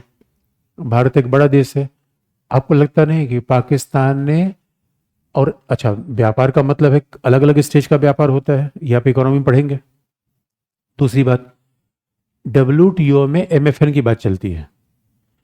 MFN का सिंपल मतलब है समान व्यवहार। अब आपका कोई दोस्त आ जाए, आपके 4 दोस्त आए हैं, चारों दोस्त एक दोस्त को मिठाई दी, दूसरे को बिस्किट, तीसरे गुड़, चौथे को भगा दीजिए। सभी दोस्तों के साथ समान व्यवहार करेंगे, भेदभाव करेंगे? MFN का मतलब होता है भेदभाव का भाव, समान व्यवहार। कहां? प्रशुल्क देने में। समान व्यवहार कहां देंगे? प्रशुल्कों में। भाई कल के लिए हम पाकिस्तान में कोई चीज निर्यात कर रहे हैं तो वहां कोई टैरिफ लगेगा। तो WTO का प्रिंसिपल है कि जितने भी मेंबर WTO के सदस्य हैं वो सभी के साथ प्रशुल्कों में समान बर्ताव करेंगे। ये MFN है। पाकिस्तान ने चीन को MFN दे रखा है। चीन की इकोनॉमी इतनी बड़ी है, भारत को उसने कभी MFN नहीं दिया। और 2019 के पहले भारत ने लंबे समय तक पाकिस्तान को MFN दे रखा है। भारत ने लंबे समय तक पाकिस्तान का मैफन दिया, भारत कभी। और दूसरी बात है ट्रांजिट रूट, यानी अब जरा सोच के देखिए, डॉक्टर मनमोहन सिंह की बात मुझे याद आ रही है, बड़े अरसास्ती थे और बड़ी अच्छी बात उन्होंने कही, लेकिन हर आदमी का नजरिया होता है। डॉक्टर मनमोहन सिंह ने कहा मेरा एक सपना है कि मैं सुबह सुबह ब्रेकफास्ट करूं लाहौर में, दोपहर में लंच, सुबह ब्रेकफास्ट करूं अमृतसर में, दोपहर में लंच करूं लाहौर में, और शाम को डिनर करूं काबुल में। कई बार मैं सोचता हूं बच्चों, यहां दिल्ली से चलो अमृतसर चला जाए, अमृतसर, अमृतसर के बाद लाहौर, और लाहौर के बाद खैबर दर्रे से ढेचुक ढेचुक करते हो, माय गॉड व्हाट, मतलब खैबर पास दुनिया के सबसे बेहतरीन पासेस में एक है, मोटरेबल। जो लोग बाइक चलाने के शौकीन उनको हम साथ ले चलेंगे। और उसके बाद खैबर पास से जाते हुए चलेंगे काबुल, काबुल का नज़ारा है बिल्कुल अलग है। और दूरी आप जानते हैं, यहाँ से ये डिस्टेंस काबुल तक की उतनी है जितनी यहाँ से जोधपुर की, और जितनी यहाँ से प्रयागराज की। आप सोच लो अगर ये रास्ता खुल जाए काबुल में, भारतीय पर्यटक जाके, भाई काबुल का पूरा नजरिया ही अलग है। काबुल, और काबुल के साथ तो हमारे संबंध बड़े पुराने हैं। अरे मेरे बच्चों, अब जरा सोच के देख लो, यानी यहां से हम सीधे जा सकते हैं काबुल, लेकिन पाकिस्तान नहीं जाने दे रहा है। पाकिस्तान कह रहा है अगर तुम्हारा वाहन हमारी जमीन से जाएगा तो मेरी जमीन गंदी हो जाएगी। हमने कहा यार, अभी तक मामला आया था, अभी अफगानिस्तान को बड़ी गेहूं की आवश्यकता थी, अफगानिस्तान में गेहूं कम था, तो भारत ने अफगानिस्तान को फोन किया भाई गेहूं दे दे। तालिबान ने कहा अरे भाई कुछ भी दे दो, गेहूं चावल जो हो सकता है दे दो। उनको कोई बात नहीं, मानवीय सहायता के आधार पर दे रहे हैं। और हमारा ट्रक जैसे बाघा बॉर्डर पर गया, पाकिस्तान ने कहा किसका ट्रक है? उनका हिंदुस्तान, गेट नहीं खुलेगा। हमने तुरंत तालिबानियों को फोन किया, हम के गुरु देख लो तुम्हारे बड़े भाई का हाल, तुम्हारे यहां गेहूं चावल नहीं पहुंच पा रहा है। तालिबानों ने तुरंत पाकिस्तानी प्रधानमंत्री को हड़का के बम मार दूंगा आके। हमने कहा बहुत सही किया तुमने। और जब तालिबानों ने कहा जालिम हुक्मरानों, तुम लोग गेहूं तक नहीं भेजने दे रहे हो हमारे यहां से, पाकिस्तान ने कहा अरे तुम्हारी बात नहीं है, ये इंडिया भेज रहा है इसलिए नहीं भेजने दे रहे हैं। अफगानिस्तान ने कहा गेहूं तो हमारे यहाँ रहा है ना। इतना दबाव पड़ा पाकिस्तान ने फिर, और इंडिया ने भी। पाकिस्तान कह रहा ना ना ना, तुम यहां से गेहूं मत लाओ, अफगानिस्तान में गेहूं ले जाना है तो तुम मुंबई एयरपोर्ट ले जाओ, वहां से जहाज में भरो, फिर वहां से ईरान ले जाओ, ईरान से पाकिस्तान ले जाओ। हमने फिर फोन किया, हम कहा भाई देखो भाई बहका रहा है। उसके बाद पाकिस्तान ने रास्ता दिया। मेरे बच्चों, ये दुनिया ग्लोबलाइजेशन की है और दीवारें इतनी बड़ी बड़ी हैं, लोगों के बीच में दीवार खड़ी कर दी, राज्यों के बीच में दीवार खड़ी कर दी। और हमें तो कई बार मन करता है यहां से ट्रेन चले कश्मीर, कश्मीर से ट्रेन चले पाकिस्तान। और अरे मेरे अभी इस बात थोड़ी खत्म हुई मेरे बच्चे। और वो जब ट्रेन पाकिस्तान चले उसके बाद सीधा अफगानिस्तान बाया रसिया।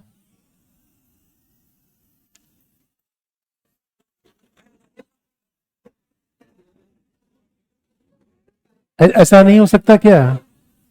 अरे ओ माय, कनेक्टिविटी की दुनिया है मेरे बच्चों। और अभी तो चाइना सी पैक लेकर आ रहा है, चाइना सी पैक लेकर आ रहा है, चाइना पाकिस्तान इकोनॉमिक कॉरिडोर, उसी से हम जुड़ जाए।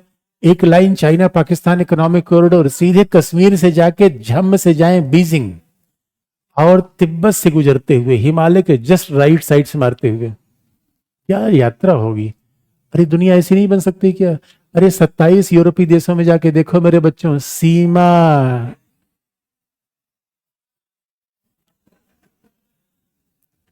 यूरोपीय देशों से सीमा खत्म हो गई, हमारे यहां से कब खत्म होगी मेरे बच्चों? लेकिन अब आप देख लो, इसका मतलब है अगर यूरोप का एग्जाम्पल देखिए, आसियान ही है बगल में, 10 देश व्यापार कर रहे हैं, निवेश कर रहे हैं, आर्थिक समृद्धि केंद्र बन गए। और कई बार ऐसा होता है, आपको पता है पाकिस्तान में भी चाय आती है, पाकिस्तान में चाय का उत्पादन नहीं होता, हम भी तेल आयात करते हैं, पाकिस्तान तेल आयात पर निर्भर है। अगर सेंट्रल एशिया कहीं से भी गैस पाइपलाइन आ जाए, ऑयल पाइपलाइन आ जाए, तो दोनों की सप्लाई साथ हो सकती है और दोनों को फायदा होगा। पाकिस्तान के पास इतना बड़ा पैसा नहीं है कि वो ऑयल पाइपलाइन बनवा सकता है, वो हम कर सकते हैं। दो चार रुपए का हमसे ले लेंगे, थोड़ा सा नहीं लेंगे तभी छोटे भाई होने के नाते बस तेल की कीमत देता रहे, हम तेल दे देंगे, मान ही नहीं रहे। और हाल तो ये है, हाल तो ये मेरे दोस्तों, मनमोहन सिंह जब पीएम थे तो उन्होंने बड़ा प्रयास किया था कि कम से कम व्यापार बढ़े आगे। जब तक कांग्रेस सरकार आती है तो उन्होंने प्रयास किया था, भाई एक कश्मीर सरकरी सियाचिन पे बात ही मत करो, बिजनेस पे बात करो।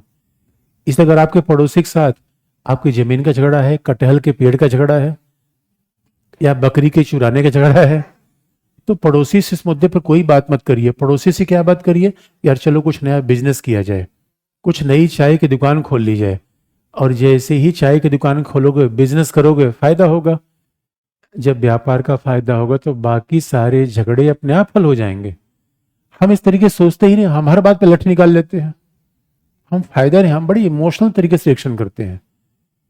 अब सवाल है कि पड़ोसी के साथ झगड़ा है, आपने भी लठ निकाल लिया, उसके पास भी लठ है। अरे भाई, हो सकता है आप 3 लठ मारे, वो 2 लठ मारे, मारेगा तो भी। और फिर उसके बाद बेहोश होके पड़ जाओ, जाके हॉस्पिटल जाओ, और पुलिस वाला आएगा, दोनों से पैसा लेगा, फिर बल्ले बल्ले करो।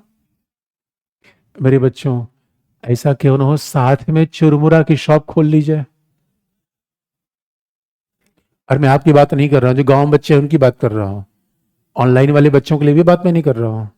अरे आप लोग पढ़ रहे हो चुरमुरा की शॉप खोलने के लिए, कमाल की बात है। आपकी बात मैं थोड़ी कर रहा हूं, लेकिन यही अरे मेरे बच्चे, दुनिया, एक बात याद रखना, जब बाजार आगे बढ़ेगा, व्यापार आगे बढ़ेगा, सारे झगड़े अपने आप खत्म हो जाएंगे। यूरोप का एग्जाम्पल है, मैं एग्जाम्पल आपको बता दूं, मेरी बात ध्यान सुन लो मेरे बच्चों। फ्रांस और जर्मनी लोहे कोयले के लिए 50 साल लड़े, और तब तक फ्रांसीसी मंत्री मोनेट शूमैन जर्मनी गया, उनका भाई ऐसा न कर लें, लोहे कोयले का उत्पादन ही साझा कर लें। फ्रांस ने कहा व्हाट एन आइडिया, यार ये तो हमने कभी सोचा ही नहीं। जिस लोहे कोयले के लड़ रहे हैं, उसी लोहे कोयले का साझा उत्पादन क्यों न कर लिया जाए। पूरा यूरोप बदल गया। अरे फ्रांस और जर्मनी तगड़े झगड़े हमारे बीच में थोड़े थे। फ्रांस जर्मनी के बीच झगड़ा ऐसा था, वारासाई संधि में।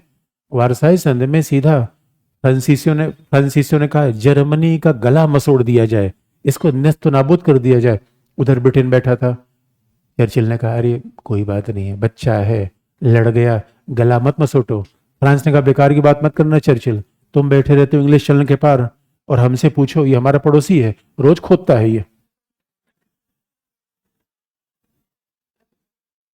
मेरे बच्चों, जर्मनी और फ्रांस के बीच में 2 वर्ल्ड वार हुए हैं, फिर भी प्यार से रह रहे कि नहीं रह रहे।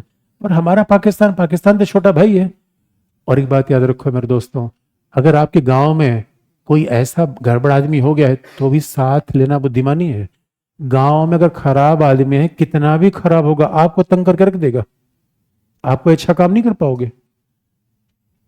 इसलिए एक ये भी रास्ता है जहां से दुनिया चलती है। अरे इकोनॉमी की बात करो यार, व्यापार की बात करो, कुछ दिन कश्मीर छोड़ दो, लेकिन सवाल यह पाकिस्तान छोड़ देगा क्या। दूसरा ऑप्शन ये है, पाकिस्तान बार बार कहता रहता है कश्मीर फर्स्ट, पहले कश्मीर। अरे कब कश्मीर भूलो यार, आओ व्यापार की बात करते हैं। और आपने देखा होगा हमारे यहाँ भी कट्टरपंथी आ गए, एक एक से लोग हैं जो फॉरेन पॉलिसी के। इसे याद रखिएगा बच्चों, कई बार क्या होता है, डोमेस्टिक पॉलिटिक्स चक्कर में राष्ट्रीय हितों का नुकसान करते हैं हम। अब पाकिस्तान क्रिकेट टीम आने वाली थी, शिवसेना के लोगों ने दिल्ली में, 10 साल पहले घटना है ये, शिवसेना के लोगों ने फिरोजशाह कोटला पिच खोद दी, मैच नहीं हो पाया। और एक समय था कि हिंदी फिल्में पाकिस्तान खूब देता था। अब भाई हिंदी फिल्मों पाकिस्तान भी देखेगा तो हमारे पास 10 करोड़ के दर्शक मिल गए फ्री में, हमारा फायदा हुआ। लेकिन वो सब टूट गया। पाकिस्तानी कलाकार हमारे यहाँ आते थे, तो जो शिवसेना आगे बढ़ी, कट्टरवाद आगे बढ़ा, धार्मिक कट्टरवाद, इससे वो लिंक भी टूटा। इसलिए, और हमें तो लगता है फिल्मी दुनिया जितना लिबरल है, शायद ही उस बाकी विद्वान वगैरह तो कहने को लिबरल है, वो तो झगड़ा ही लगाते रहते हैं। पॉलिटिशियन तो उसका काम ही वही है।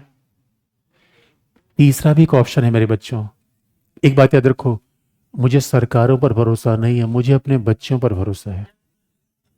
कैसे? आप कहोगे सर हम भी उपाय हो सकते हैं, आप ही तो हो सकते हो मेरे बच्चों। आप कहोगे मैं भी संबंध बना सकता हूं, आप ही तो संबंध बनाते हो।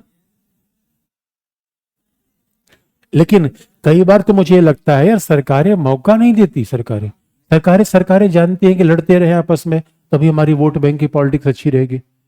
अरे मेरे बच्चों, आज की डेट में गरीबी बीमारी जरा सोच के आप देखो, कल के लिए बांग्लादेश मरेगा, पाकिस्तान में समस्या आ गई, दसियों लाख लोग अगर जब भूख मरी बीमारी से मरेंगे, कहाँ आएंगे वो? कोई सीमा रोक नहीं पाएगी। 10 लाख 20 लाख लोगों को सीमा उमा नहीं रोक पाती, सीमा बस एक आदमी के लिए पर्याप्त होती है।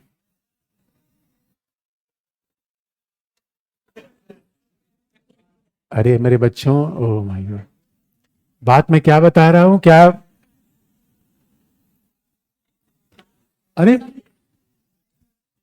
अरे बात ध्यान रखने की है मेरे बच्चों। और मेरे पास उपाय है, पूछो क्या उपाय है। यहां विश्वविद्यालय के छात्रों को ले चले लाहौर विश्वविद्यालय, संबंध अपने आप बन जाएगा।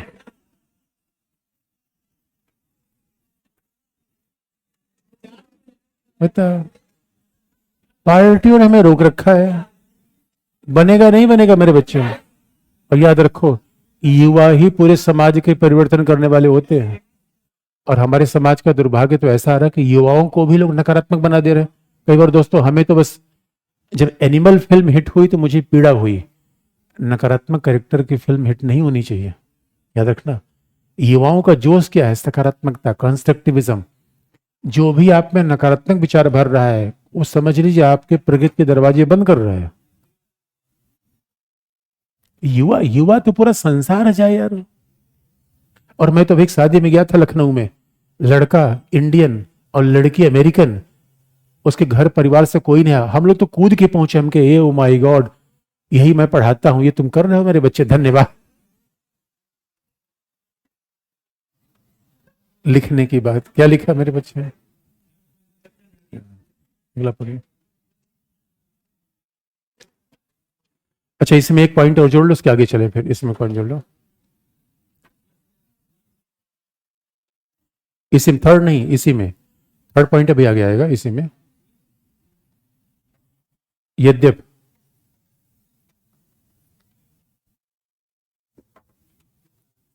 यद्यप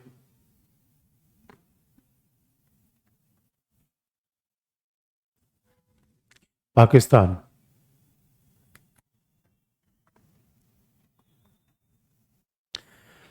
यदि पाकिस्तान बार बार कश्मीर फर्स्ट का नारा देता है,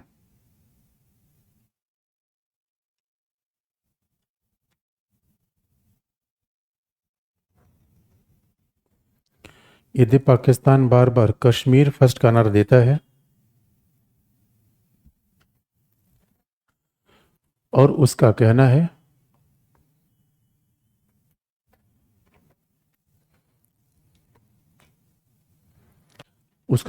कि कश्मीर मुद्दे के समाधान के बिना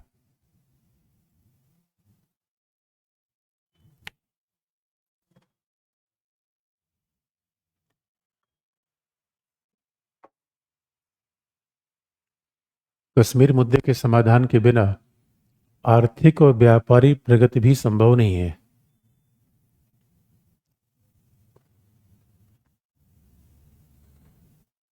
कश्मीर मुद्दे के समाधान के बिना आर्थिक और व्यापारिक प्रगति भी संभव नहीं है।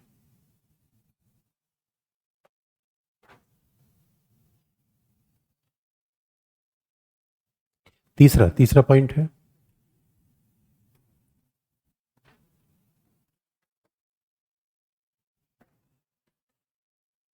भारत पाकिस्तान संबंधों को सामान्य करने के लिए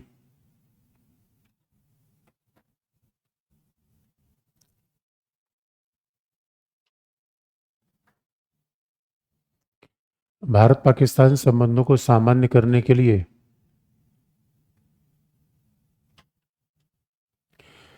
विवादों को हल करने के बजाय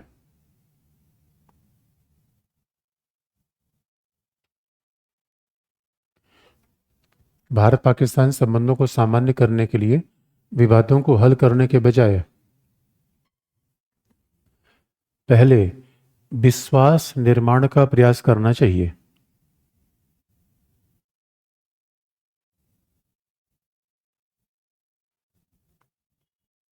विवादों को हल करने के बजाय पहले विश्वास निर्माण का प्रयास करना चाहिए। विश्वास निर्माण डालें, कॉन्फिडेंस बिल्डिंग। इसके लिए क्रिकेट मैच का आयोजन, इसके लिए क्रिकेट मैच का आयोजन,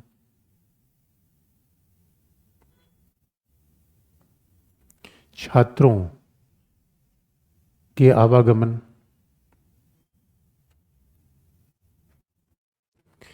क्रिकेट मैच का आयोजन, छात्रों के आवागमन, फिल्म कर्मियों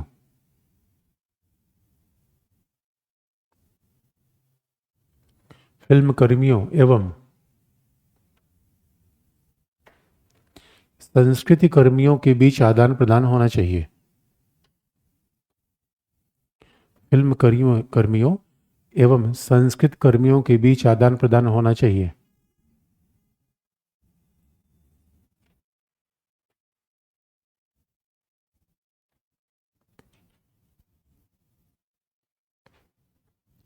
जिससे विश्वास बहाली संभव हो।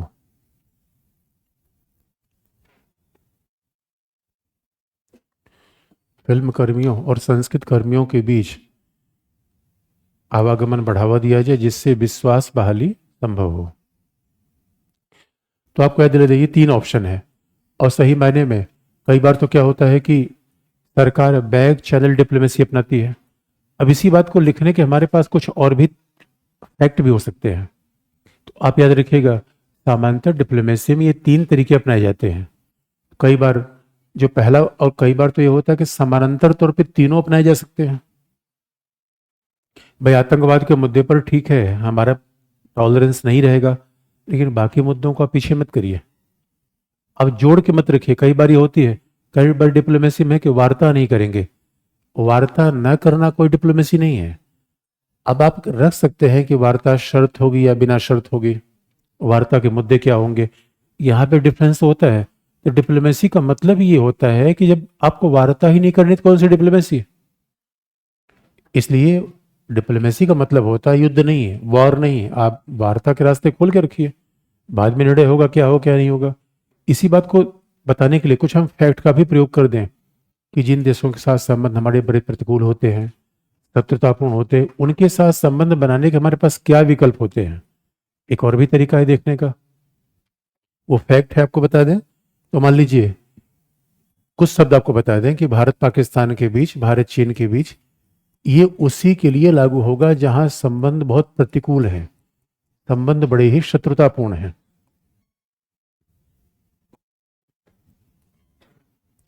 कुछ शब्द बड़े पॉपुलर तरीके से यूज होते हैं, कुछ शब्द को हम बड़े लोकप्रिय तौर पे यूज करते हैं, जैसे कि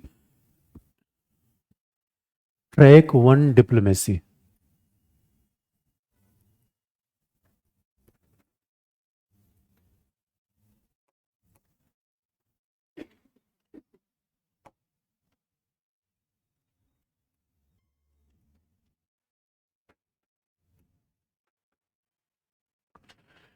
ट्रैक 1,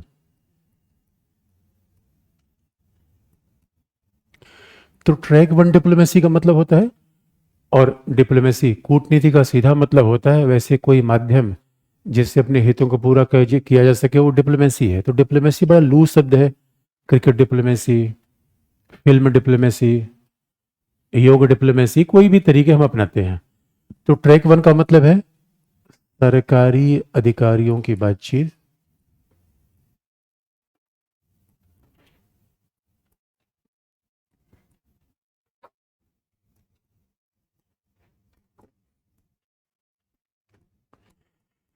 सरकारी अधिकारियों के बीच बातचीत, अथवा मंत्री,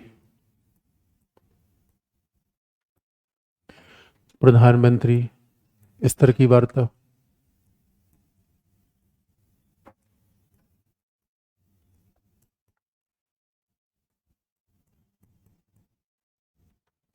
मंत्री प्रधानमंत्री स्तर की वार्ता, यह ट्रैक वन डिप्लोमेसी।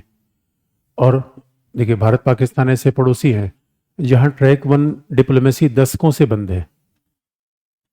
पहली बार ये हुआ था, देखिए पहली बार ऐसा हुआ कि जब प्रधानमंत्री मोदी बने तब वो पाकिस्तान की यात्रा पे गए, और यात्रा बड़ी अनौपचारिक थी। नवाज शरीफ की बेटी की शादी थी, नवाज शरीफ की यहाँ शादी थी, और अचानक वो, मतलब ये एक अनौपचारिक यात्रा थी, गुडविल बनाए रखने का कि संबंध अच्छे हो जाए। लेकिन दुर्भाग्य क्या हुआ, जैसे प्रधानमंत्री उधर भारत से वापस पाकिस्तान से वापस आए, हमला हो गया पंजाब में, पठानकोट आतंकी हमला हुआ। उसके बाद फिर भारत को लगा कि नहीं भाई, पाकिस्तान के साथ डील करने का ये तरीका नहीं है। अटल बिहारी वाजपेयी ने बहुत जबरदस्त पहले चलाई थी, आगरा शिखर वार्ता, कॉम्प्रहेंसिव डायलॉग, तमाम तरीके चलाए। मनमोहन सिंह सरकार ने व्यापार के लिए तमाम तरीके चलाए थे। तो ऐसा नहीं कोई सरकार कसर छोड़ रही थी। लेकिन जब जैसे ही हमारे पास पठानकोट आतंकी हमला हुआ, बाद मोरी आतंकी हमला हुआ, उसके बाद इंडिया ने बिल्कुल यू टर्न ले लिया। तो पाकिस्तान पे फिर सर्जिकल स्ट्राइक, एयर स्ट्राइक, ये तरीके, और 370 हटा के भारत ने बड़ा कठोर संदेश दे दिया कि कश्मीर जैसा कोई विवाद भारत पाकिस्तान के बीच है नहीं। अगर कोई विवाद है तो पीओके का ही मामला है, अन्यथा। तो इस वजह से पाकिस्तान और भारत के बीच में सारे रास्ते खत्म हो गए। अगर 2019 से 2024, 5 साल मान लीजिए, इन 5 सालों में विदेश मंत्री पहली बार पाकिस्तान गए थे। प्रधानमंत्री का सवाल ही छोड़ दीजिए, और विदेश मंत्री भी गए, उसके बावजूद हमारी बाइलेटरल वार्ता नहीं हुई। ये तो मल्टीलेटरल फोरम था। एससीओ का, संघाई सहयोग संगठन का मंच एक बहुपक्षीय मंच है संयुक्त राष्ट्र संघ में। और अन्यथा आप देखेंगे जहां प्रधानमंत्री मिल जाए, भाई G20 की मीट है, G20 की मीट मल्टीलेटरल भी है, लेकिन उसके साथ हम लोगों से अलग अलग भी मिलते हैं, द्विपक्षीय मुलाकात हो जाती है। यद्यपि इस बार मेलोनी से मुलाकात नहीं हुई, चर्चा का विषय रहा। हुई है? ओ माय गॉड, मतलब आप ज्यादा अपडेटेड हैं हमसे। मैं नहीं देख पाया। अच्छा, फोटो सेशन में वो नहीं दिखी, हो सकता है कुछ बीच। अच्छा सर, अच्छा बैठिए, मतलब अच्छा, मतलब आईआर में अब आपका इंटरेस्ट आ रहा है, इसका मतलब ये है। आईआर में इंटरेस्ट है, मेलोनी में इंटरेस्ट है। तो अरे मेरे बच्चों, ट्रैक वन डिप्लोमेसी, तो पहला तरीका है ट्रैक वन डिप्लोमेसी, और भारत पाकिस्तान के बीच में ट्रैक वन डिप्लोमेसी बन पड़ी है। एक और तरीका होता है, अब मान लीजिए अविश्वास इतना ज्यादा है और भारत में भी ऐसा माहौल बना दिया गया। अब अगर ट्रैक वन डिप्लोमेसी बंद पड़ी हुई है, तो एक और तरीका होता है हमारे पास, बैक चैनल कूटनीति।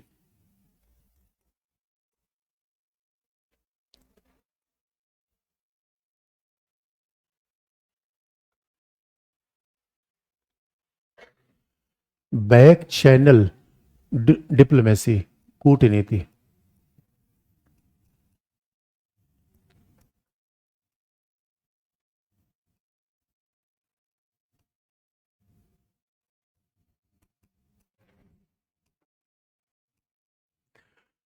देखो, बैक चैनल डिप्लोमेसी भी सरकारी वार्ता ही होती है।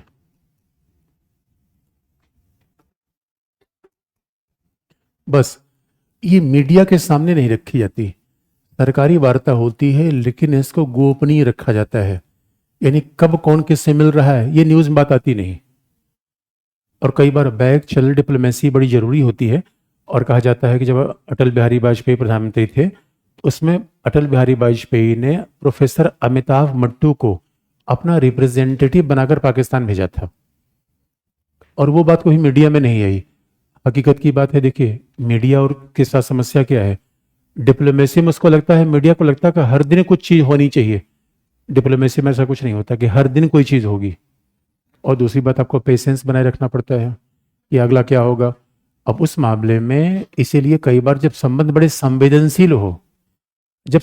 संवेदनशील हो तो लोगों की निगाह में आने के बजाय चोरी चोरी मिलने का विकल्प ज्यादा अच्छा है। बैग, बस ये बड़ी बुद्धिमानी वाली बात है। पता चला कि हमारे किसी के साथ रिलेशन अभी खटास भरे हैं, संबंध बनने की पूरी चांसेस है, और पब्लिकली चलना शुरू कर दिया। भले पब्लिकली झगड़ा ही हो रहा है, उसमें तीसरे व्यक्ति नजी लगनी शुरू हो गई, ओ दोनों साथ जा रहे हैं। और पता चला पूरे मोहल्ले में स्टोरी फैल गई और हुआ कुछ नहीं। इसलिए मेरे दोस्तों, इसलिए डिप्लोमेसी पढ़ने के बाद याद रखना, अगर कहीं जा रहे हो, आपका दोस्त सड़क के दाहिने से जा रहा है तो आप बाएं से जाओ, दूरी बना के रखो। अगले आदमी को पता ही नहीं चल पाए कि इनके बीच क्या संबंध है। क्लास में कभी पास पास नहीं बैठना चाहिए। ये बैक चैनल डिप्लोमेसी है। दूसरी बात है, अब अगर मान लो जहां इतना समस्या है कि ट्रैक 1 चल ही नहीं पाए, तो ऑप्शन क्या है? ट्रैक 2। ऑप्शन क्या है? इसलिए मैंने बताया कि डिप्लोमेसी फॉरेन पॉलिसी जीवन के लिए सबसे उपयोगी विषय है और रोज रोज आपको काम आता है। ट्रैक 2। अब सवाल है, ट्रैक 1 न चल पाए तो क्या किया जाए? और ट्रैक 1 क्यों नहीं चल पा रहा है? विश्वास बहुत ज्यादा है, मतभेद बहुत ज्यादा है। अब ट्रैक 1 न चल पाए तो ट्रैक 2 क्या है? गैर सरकारी वार्ता है।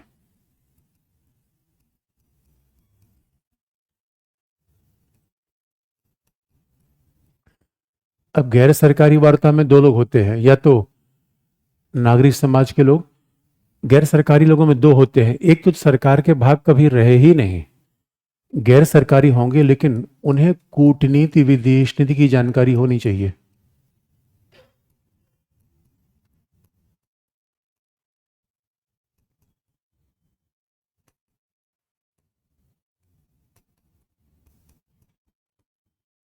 दूसरी बात, गैर सरकारी में दो लोग होते हैं, पहला जो सरकार के भाग नहीं है, जैसे प्रोफेसर, पत्रकार।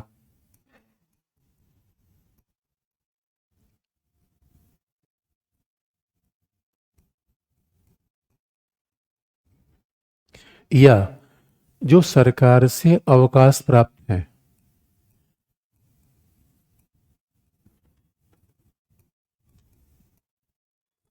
सरकार से अवकाश प्राप्त पदाधिकारियों को भी ट्रैक 2 डिप्लोमेसी में शामिल किया जा सकता है। बात आपको हम ध्यान दिला दें, ट्रैक 2 के द्वारा कोई वार्ता नहीं हो सकती। ट्रैक 2 कोई समझौता, मतलब ट्रैक 2 कोई समझौता नहीं कर पाएगा। ट्रैक 2 बस एक बेस बना देता है, भैया विश्वास कम कर दिया जाए एक।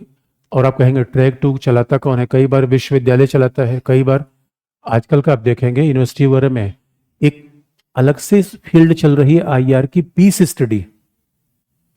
दुनिया में तमाम ऐसे लोग हैं जिनको बड़ी चिंता है दुनिया में शांति होनी चाहिए, क्योंकि याद रखिए, और भारत पाकिस्तान तो खास तौर पर दोनों के पास परमाणु बम है। तो अगर आज की डेट में परमाणु बम का प्रयोग हो गया तो पूरी दुनिया के लिए खतरा है ये। इस वजह से बहुत सारी यूनिवर्सिटीज, एनजीओ इस काम में लगे रहते हैं कि दो देशों को मिलाया जाए। तो कई बार यूएई में भारत और पाकिस्तान के बीच में ट्रैक 2 डिप्लोमेसी हुई है। तो ट्रैक 2 में कौन आ सकता है? कोई प्रोफेसर है, कोई पत्रकार है। ट्रैक 2 में कौन आ सकता है? जो पहले विदेश मंत्री रह चुका है, पहले सेनाध्यक्ष रह चुका है, उनको ट्रैक 2 में लिया जाता है।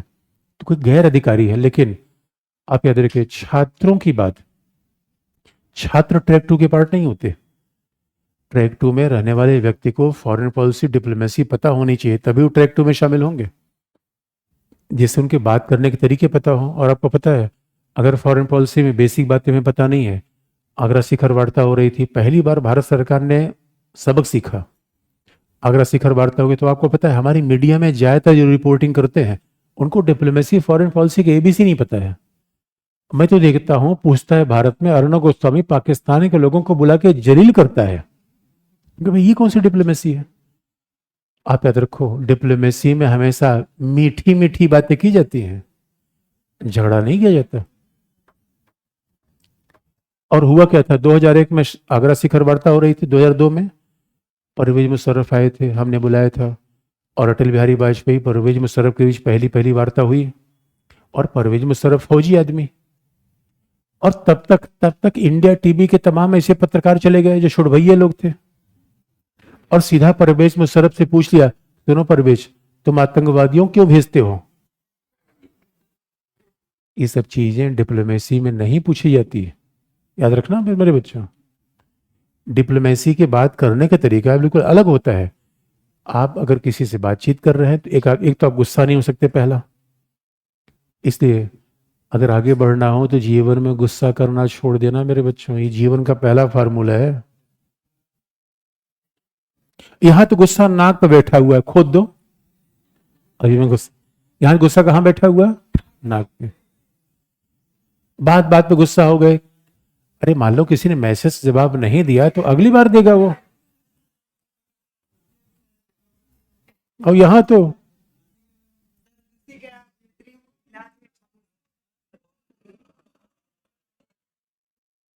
अच्छा, ये मेरा बच्चा जोश में आ रहा है अभी।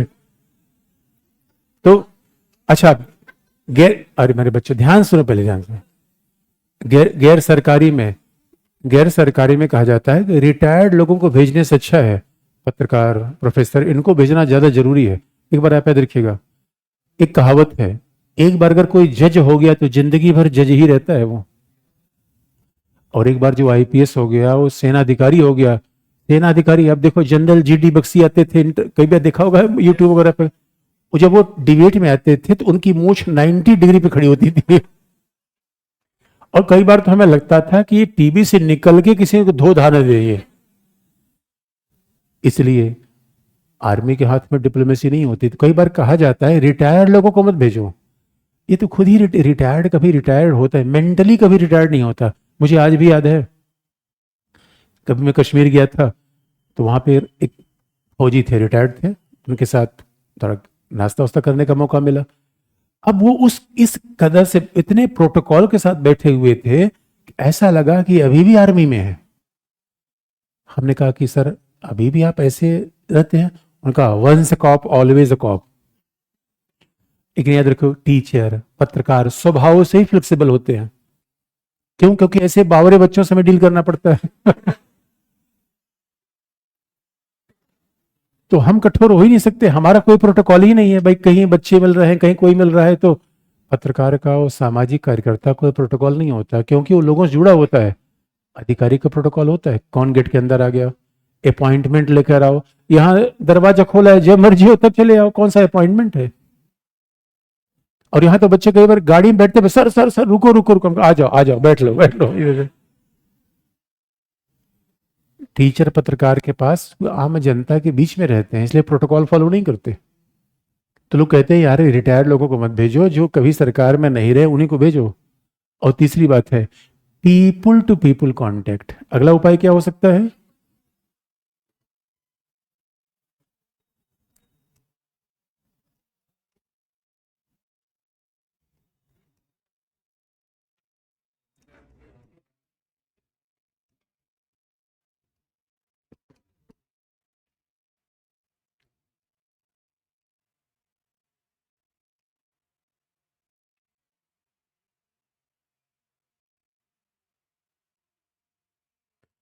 इसमें किसको भेजा जा सकता है? छात्रों को, तीर्थयात्रियों को। इसमें डिप्लोमेसी की बात जरूरी नहीं है।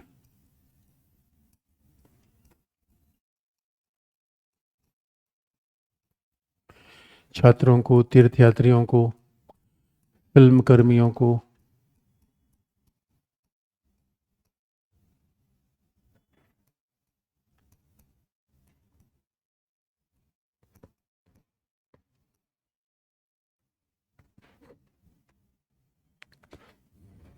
फिल्म कर्मी, तो इसमें, और कुल मिला के ये क्या है, इस समाज के बीच आपस में संबंध है। जब भाई लोग जुड़ेंगे, अभी तक हमने क्या मान रखा है, पाकिस्तान के लोग आतंकवादी होते हैं। पाकिस्तान के लोगों ने क्या मान रखा है, भारत के लोग हमेशा विनाश कर देना चाहते हैं। अरे भाई मिलो तब तो बातचीत होगी। दूसरे के बारे में पूर्वाग्रह बना रखा का अगला आदमी ऐसा है, मिले है ही नहीं कभी। इसलिए पीपल टू पीपल कांटेक्ट में क्या है, समाज आपस में मिले, राज्य सरकार का स्वभाव तो बदल ही जाएगा। इसलिए क्या होना चाहिए, लास्ट में है, याद रखिएगा। ये सब तरीके क्या अमेरिका, जापान, दक्षिण कोरिया के साथ प्रयोग में लाए जाएंगे? उत्तर है नहीं, क्योंकि वहां ट्रैक वन बड़ी आसानी से चल रहा है। ये सब तरीका कहाँ लाया जाएगा, या तो चाइना या पाकिस्तान, जहां संबंध प्रतिकूल होंगे वहां। बल्कि चाइना के साथ अच्छी बात यह है कि ट्रैक वन भी चलता रहता है, चाइना के साथ कभी ट्रैक वन बंद नहीं होता। पाकिस्तान के साथ तो ट्रैक वन ही बंद हो जाता है। अब अंतिम है, विश्वास निर्माण के उपाय, CBM।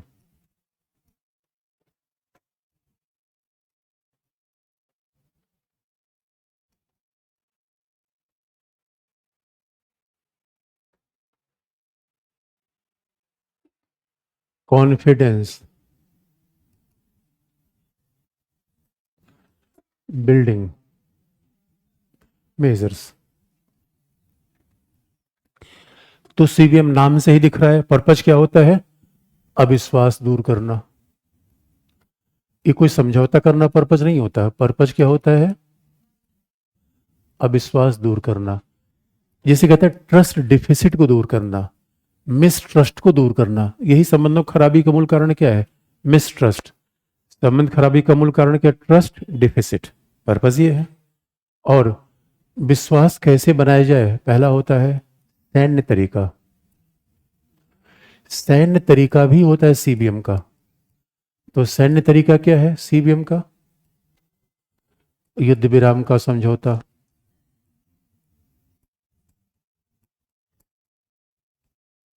दूसरा फ्लैग मीटिंग,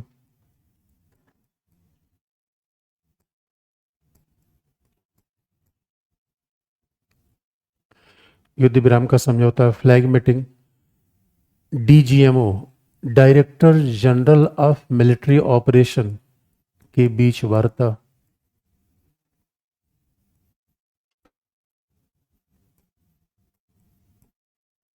के बीच संपर्क।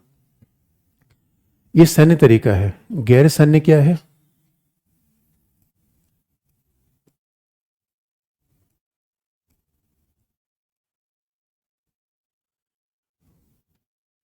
बस यात्रा का आरंभ,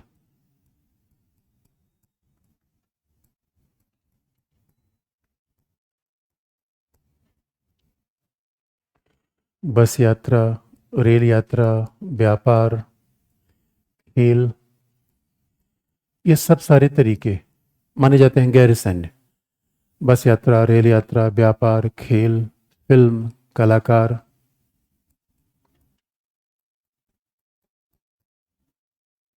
फिल्म, कलाकारों के आदान प्रदान, ये सब तरीके क्या है? गैर सैनिक CBM या सामान्य CBM। इसका मतलब है क्योंकि जब लोग मिलते हैं संबंध ठीक होते हैं, अविश्वास कम से कम होते हैं। क्योंकि मूल समस्या क्या होती है? मिसपरसेप्शन की। मूल समस्या क्या होती है? हमें लगता है कि अगला आदमी दुश्मन है, लेकिन हमने कभी बातचीत की ही नहीं। तो संवाद से, कम्युनिकेशन से मामले हल होते हैं। और एक बार विश्वास बनेगा, याद रखिए, CBM कश्मीर हल करने के लिए नहीं होता। कश्मीर, सरक्रीक, सियाचिन, इन पे हल करने के बाद छोड़ दीजिए। आपको सरक्रीक, सियाचिन, इसको हल करने की बात नहीं है। आपको क्या करना है? पहले विश्वास बनाए रखना है, उससे तो बाद में हल होगा। तो लास्ट में 2-3 ले, बस लास्ट में एक बात लिख लीजिए।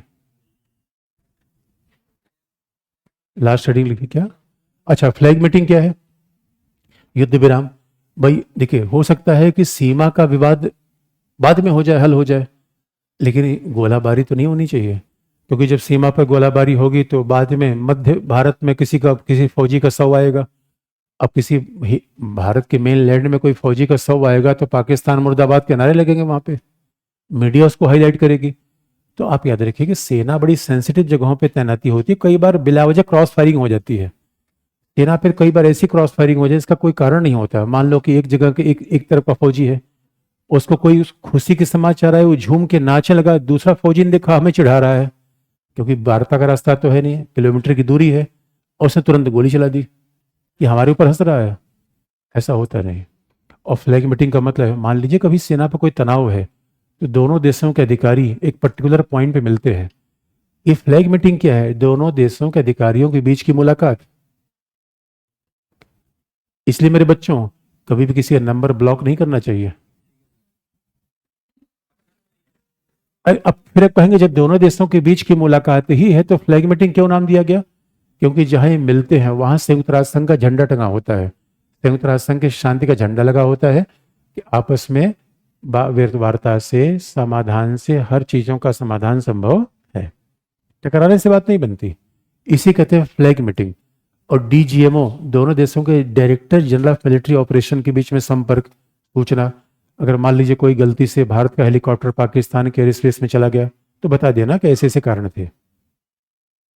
और मान लो कि कभी ऐसा हुआ है कि जैसे बांग्लादेश से जो घुसपैठी इधर आने का प्रयास करते हैं उनके खिलाफ हम रबर बुलेट का प्रयोग करते हैं, ये है कॉन्फिडेंस। इसका मतलब उनके गोली का प्रयोग मारिए मत, आपका पर्पस उनको भगाना है। 2 लाइन लिख लीजिए बस लास्ट में।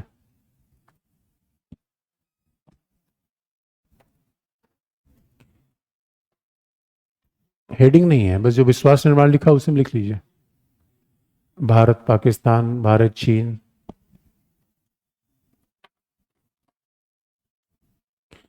दोनों के साथ, भारत पाकिस्तान भारत चीन दोनों के साथ संबंध सामान्य करने हेतु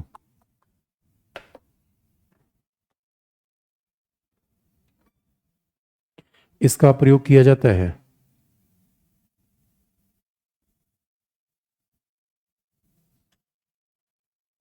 दोनों के साथ संबंध सामान्य करने हेतु इसका प्रयोग किया जाता है।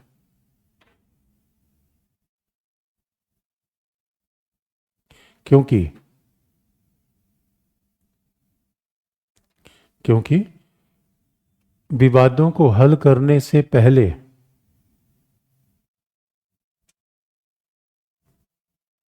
विश्वास बनाए रखना आवश्यक है। विवादों को हल करने से पहले विश्वास बनाए रखना आवश्यक है।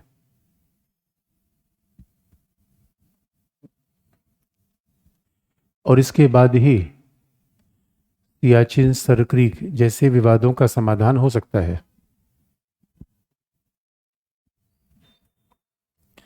इसके बाद ही सियाचिन सरक्रीक जैसे विवादों का समाधान हो सकता है।